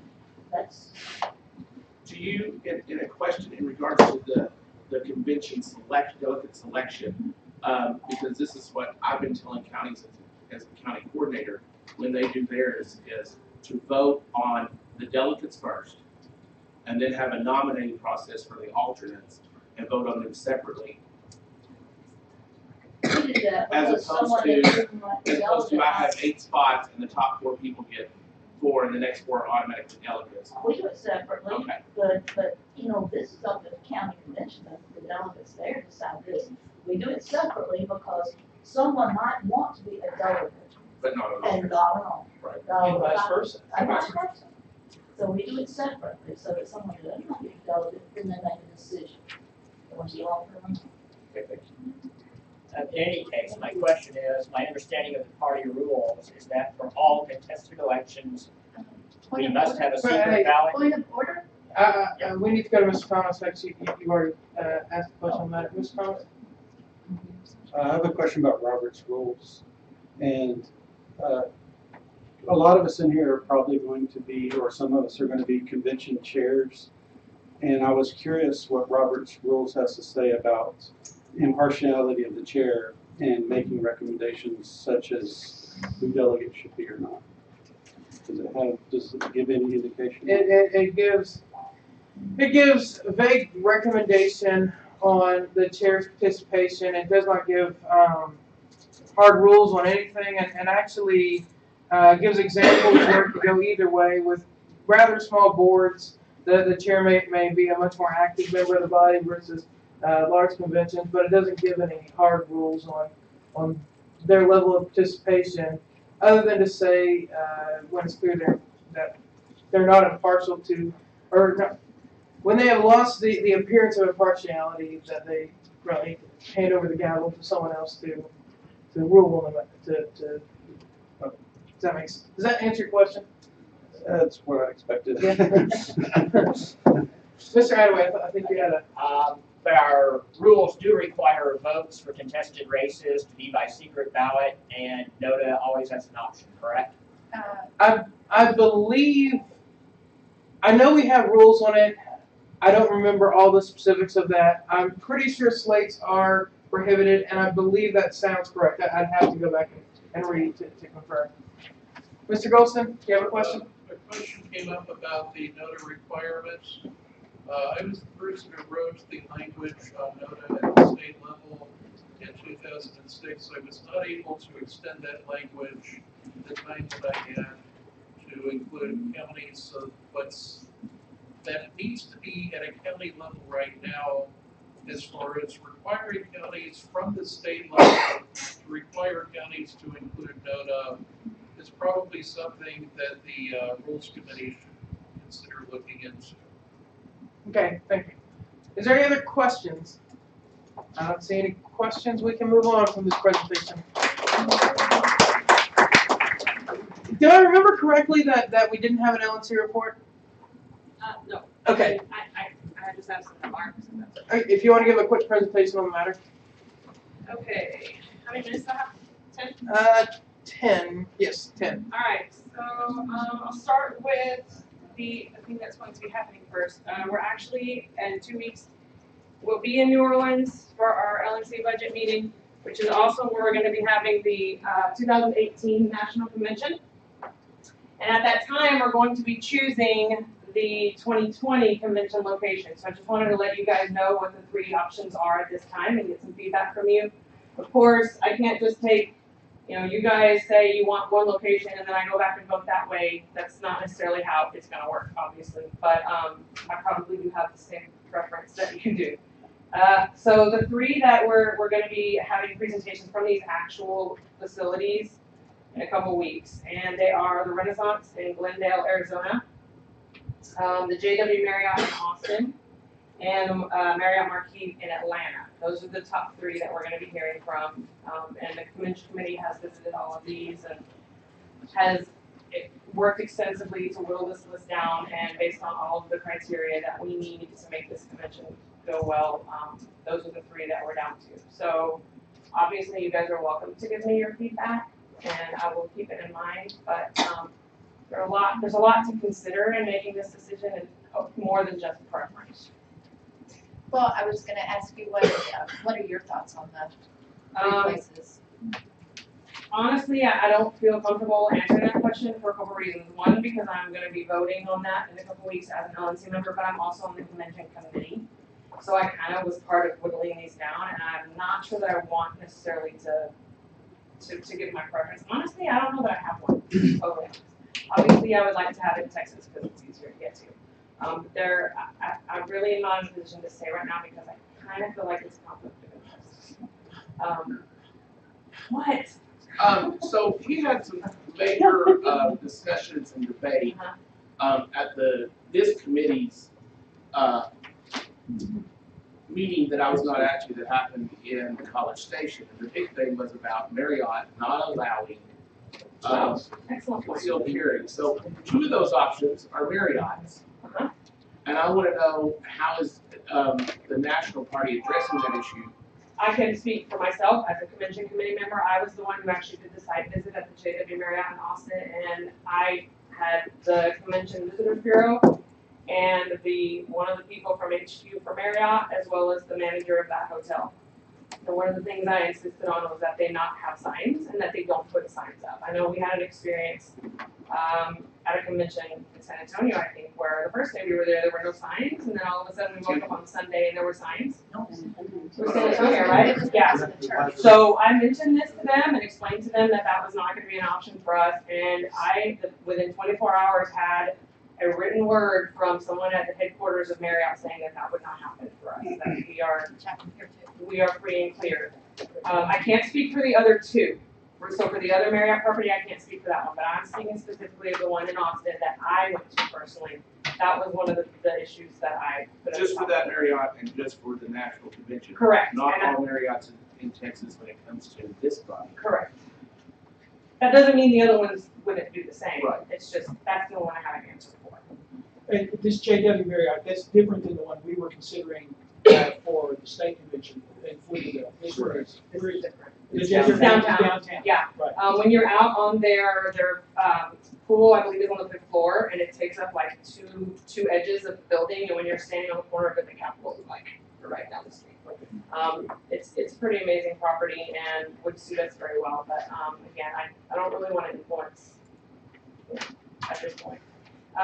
As far as 2018 goes, the convention, hopefully all of you already know this, will be in New Orleans, and Lauren does this all day, every day. I only do this like part-time, so if you need to correct me or clarify anything, please feel free.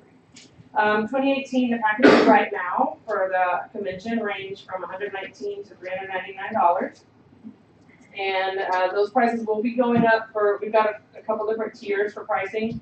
They go up on the 30th of November. I think they go up, is it $20 across the board? $20 on most and $30. Okay. There's also an option to get the gala event separately for now $129. The convention will run June 30th through July 3rd, and we would really like to have everybody there, even for the whole thing if possible.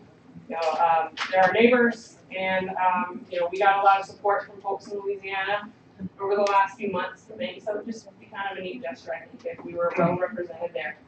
I was at an automation convention in Houston recently. I ran into Pat Dixon. He wants to do another Texas party, and he's going to look into getting that done. So if anybody else is interested in a room, or even speakers, if you're interested in being a speaker or you want to recommend somebody to be a speaker, just contact me and I could connect you with the right person for that. Also tables, if you have an organization that wants to buy a table space in the expo area, just let me know and I can connect you with the right people for that. That's it for the 2018 convention. Unless you've got something you want to throw in. There's sponsorship opportunities also. For $250 on up to $1,000. There's lots of different options, but you can find all the information on registration and sponsorships at libertarianconvention.org. And the hotel, the block as of a week ago, the block that we had purchased for the hotel, we've already maxed out on it. And the rooms that we've contracted are $124, I think, for they're at this hotel site, which is the higher frequency one. Question about the convention? Yes. For 2020 locations, is there any correlation between growth of libertarian voters and any of those locations? That is something that we do consider when we're deliberating over this. I think we had 200 plus different facilities present bids to us. We do have a lot of people that want us to go to an area where we're really trying to grow. But we have to make sure that that place offers a facility that's appropriate to us, and that's easy for people to travel to and from, and things like that. So there's a lot that goes into the decision. But yes, that is something we do discuss on a regular basis. Okay, so as far as my position, I want to make sure we have new people here now. I want to make sure everybody knows that I have a Facebook group that I created called LMC Region 7. Easy, just search it and you'll find it. The whole point of that, and by the way, Region 7, the region I represent has 6 states in it. It's Alabama, Arkansas, Louisiana, Mississippi, Oklahoma, and us. So that group is specifically for me to disseminate information. It is not like your typical discussion group. It's not that. It's for me to disseminate information directly from the LNC on things that we're doing or votes that we're taking, and then getting feedback from people. So you can just search that, and then you do have, I will approve or not approve you. If you live in our region, you're in. But, and you can actually add people too, and then I can approve them. And my own criteria, which I think is set up to ask the question, is if the person who wants to be in the group actually lives in our region. So just be aware of that, because there'll be information there that you can see too. That might be helpful. Our membership numbers right now, Texas is actually second to California in terms of national membership. And I know Texas doesn't like to be second in anything, but especially not to California. So, just something to think about if you know anybody who's interested in getting involved. Yes, Lauren. Can you tell people why that's important and why December 31st is important? The reason that our membership numbers are so important is because at some point, there's December 31st is actually the cutoff for determining how many delegates Texas gets at the national convention. So it's important to get those numbers up because our secretary is going to be cutting that off at a certain time, and based on the numbers at that point, that's how many delegates are allocated. Yes? I just want to let this body know the importance. I don't think it's going to happen this term. I've actually looked at the numbers. I don't have it in front of me. But there's a significant gap. But the importance of us coming up and taking that from California, I have been constantly prodding that party on social media about our desire to take that from their hands. And I don't want to be made a fool after this is all done. So we need to get that number up. Just one thing. Oh, sorry. More stuff about. Well, on that topic, if you are not currently a member of the National Party and want to become one, go to lp.org/November, and you can take advantage of our November promotion where you get a free gift. You get to choose which gift you want when you renew your membership or join for the first time. What does it cost? $25. Oh, can I ask you, I'm a lifetime member. So if I renew my lifetime membership, will our numbers go up or it's baked in there? You count. Okay, automatic. But we don't count it twice. Well, I mean, do we know for sure that lifetime members are counted in that? I can't answer that. How can I check it see if I? You can call headquarters and ask Robert Krause. He's very diligent about making sure lifetime members. I get a report. Nobody's contacting me. I'm still alive. I get a report outlining our members. It doesn't have names of people, but lifetime members is a category, and it's listed in there, and it's Carrie? On your Facebook group for LNC Region 7, are the other representatives and alternates also in there? Or is that just your? You mean our region's alternate? Yeah, is like Daniel in there and Aaron and. Daniel is an at-large member, and he happens to be in Louisiana, so he is on there. Aaron is my alternate, also in our region, so she is on there as well. Yes, but all of the other LNC members are not. But what I mean is they see, like, if we asked you a question. Yes. And you can't get to it, they are going to be seeing. Yes, to that is answer that correct. question based That on is what's correct. going on in LNC. Right. Yes, sir. Has anybody looked into whether Louisiana's concealed carry laws are reciprocal with Texas? As far as I understand, they are reciprocal with Texas. If I find out differently, I will let this trip out. I know that Yes. They are, but they're also problematic in the environment that serves alcohol. They're both simultaneously allowed and disallowed. Was that? Louisiana's law. Right, but Louisiana law is, it is allowed and it is disallowed. So it's actually both. So I called my attorney last time I was traveling down there and he said, just stay out of any bar. And you're fine. So if you go in that, you're gonna hit Bourbon Street, you go somewhere. One last thing that I just want to share from Alabama, which is in our region, and as I'm sure you're all familiar with Roy Moore, we actually have a writing candidate who is well positioned to I'm not going to go as far as say be elected, but we've got someone who is definitely a challenger in that race right now.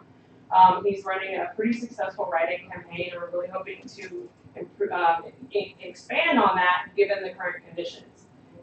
Just kind of a fun thing. There's an Auburn-Alabama game on November 25th. They were thinking about doing a skywriting marketing. Ron Bishop is the candidate, by the way, and they wanted to do a skywriting over the Alabama-Auburn game and just say, who is Ron Bishop? To kind of tie in with the whole writing thing. And it's a $15,000 endeavor. I just want to put it out to you guys. I have personally contributed to it because I think it's a very cool out-of-the-box thing. Whether or not it'll have an impact, who knows? But it can actually target young people too, which in that environment, which is a cool thing. So just to let you know, there is someone in our region that could use our support, and it actually would be very good for our party if he did well. So, yeah. Thank you. Next, we have a presentation on the voter guide rack cards that we just sent out recently from Ms. Wilford. Ms. Wilford? There it is.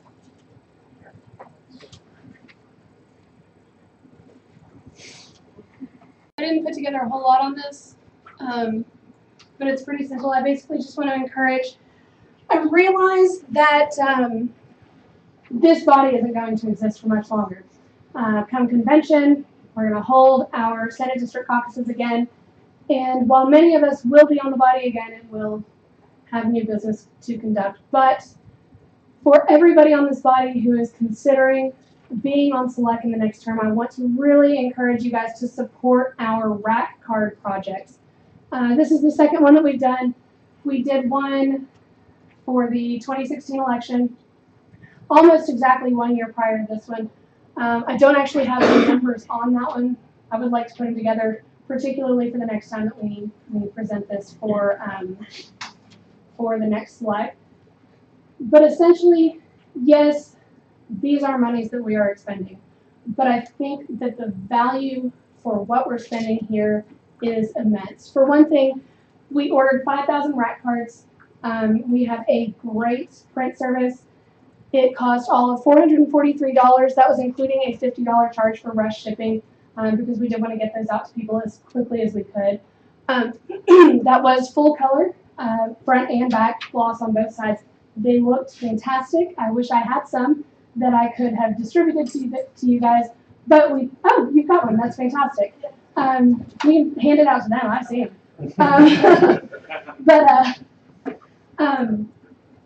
We had 5,000. We did end up distributing those to everybody. Toward the end, we fudged a little bit and kind of gave people some ideas because it looked like we weren't going to get them out. But we did end up getting a lot of these in front of Texas voters, and it does a lot of valuable things. First of all, it gets our local members out in front of their communities. It gets them face to face with people where they can realize that we aren't just basement dwellers angry on social media, that we are actually respectable members of our community who want to see the world improve. And these things are, I think, put together effectively in such a way that we can communicate the libertarian message. We had 23 people volunteer to distribute these. I really genuinely wish that would have been a bigger number. However, the thing that I thought was particularly cool about this is that we had 17 counties covered out of our approximately 60, so we can call that, around 25. 10 of those 23 were county executive committee members, whether chairs or vice chairs, but 9 of them were people who had never volunteered with the party before. We saw the same result with our statewide candidate rack cards that we put out.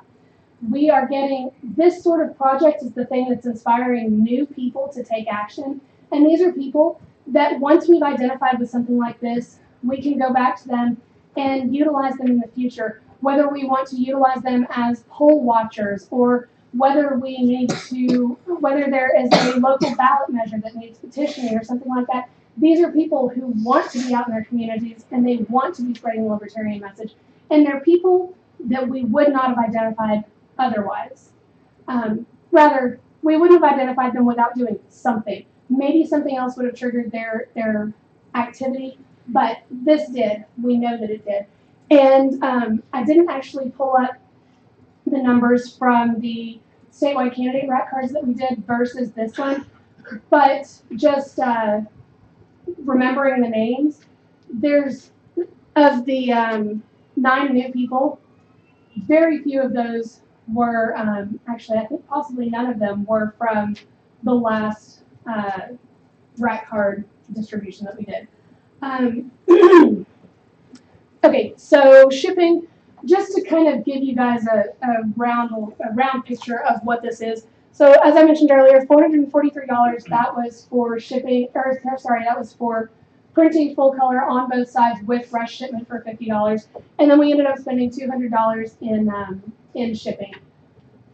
That varied greatly depending on whether they were getting, if they got 100 or less, we sent it in a flat rate envelope. We used flat rate because they were cardstock, it was paper, and that was going to be the cheaper way to send. So we did actually check that out for anybody who's concerned. But if they got 100 or less, we shipped it in a flat rate envelope that ran, I think, $6.45. And if they ordered more than 100, then they got it in a flat rate box that came to $13.45. That is considerably more expensive.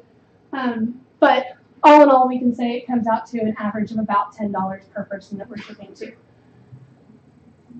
That's really all that I have. Yes. I wanted to thank you for a job well done on this in two respects. First, the content I thought was excellent. The ideological content and the explanations that came were good. I will tell you that I got a lot of questions on Facebook from people and in other ways and what I really liked having was up on the website. I could just go link to it and say, this is well researched, well good stuff, this is what I would recommend. And that was great to have that resource available, so thank you. I would also say that from a rack card perspective, I think rack cards, if done properly, are an incredibly low-cost way to do publicity. And the way to be effective, one of the things that Kathy Glass campaign did in 2014 was the campaign purchased a lot of these plastic displays that have those sit upright, and we would have volunteers take those cards to their local gun shop, their barber shop, their nail salon, whatever local small business in the neighborhood that they wanted to, and they would give them that display, which didn't take up too much on their countertop, and it would go replenish them because they were upbuilt. And I think it's a fantastic way to do general outreach during the general election campaign. So thank you. The next time that we do that, I think that's a fantastic idea, and I want to look into if we can get some sort of bulk price on that and get some of those out, because that would be fantastic to send with the rack cards themselves. Something that I did want to mention, we got a lot of flack on the fact that we supported one of the ad valorem amendments and opposed the other. We did get a lot of flack on that. And I basically realized that I did put those up on the forum for people to kind of give feedback on.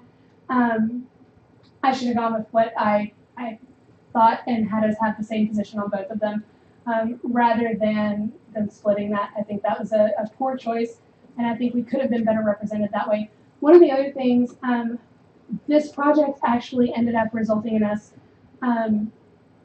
getting contacted by a gentleman who is he works in the mortgage industry, and he has offered his services to us in the legislative session for bills that relate to that sort of thing.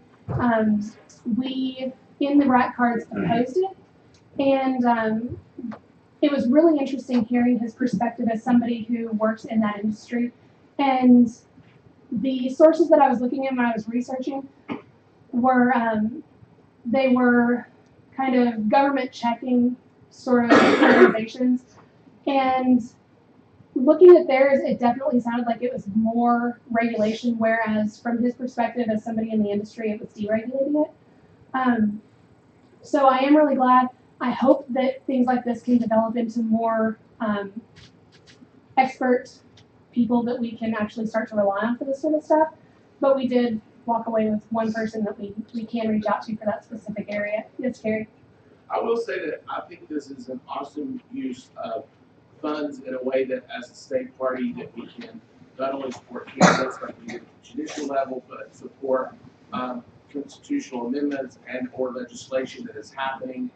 And they were well received across the board, and I think it made us look united. It made us look professional. It made us look like the important third party that we are, as opposed to just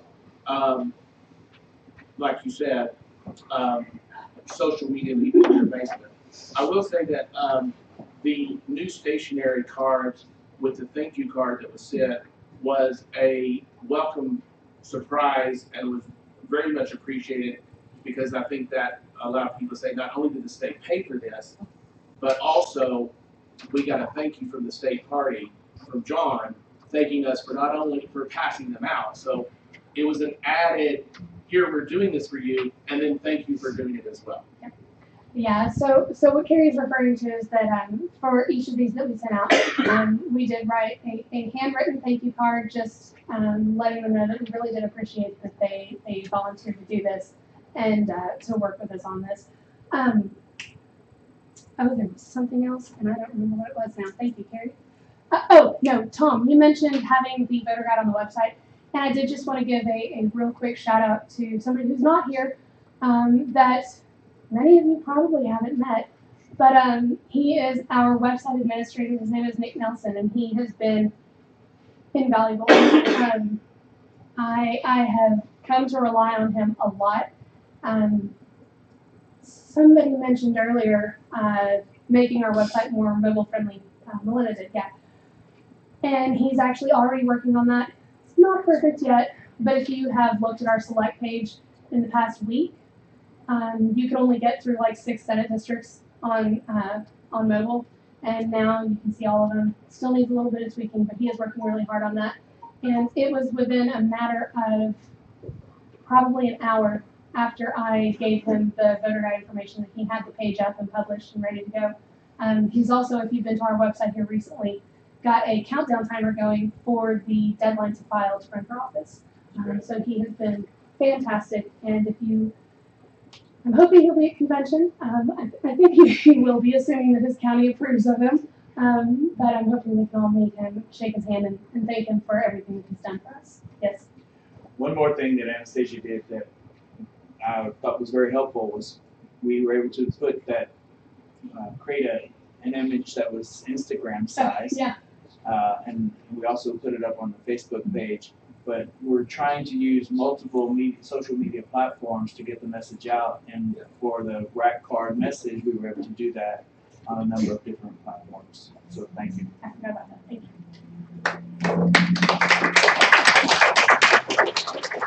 I believe this is the old agenda, but I don't think the order changed. The next thing up is approval of changes to the org chart. There were only 2 things, and these are actually holdover from our last meeting. I found an interesting hole in our policy where it says SLEC has to approve it, but doesn't say what happens if it never gets brought up. So maybe a policy committee can look at that before the term's over.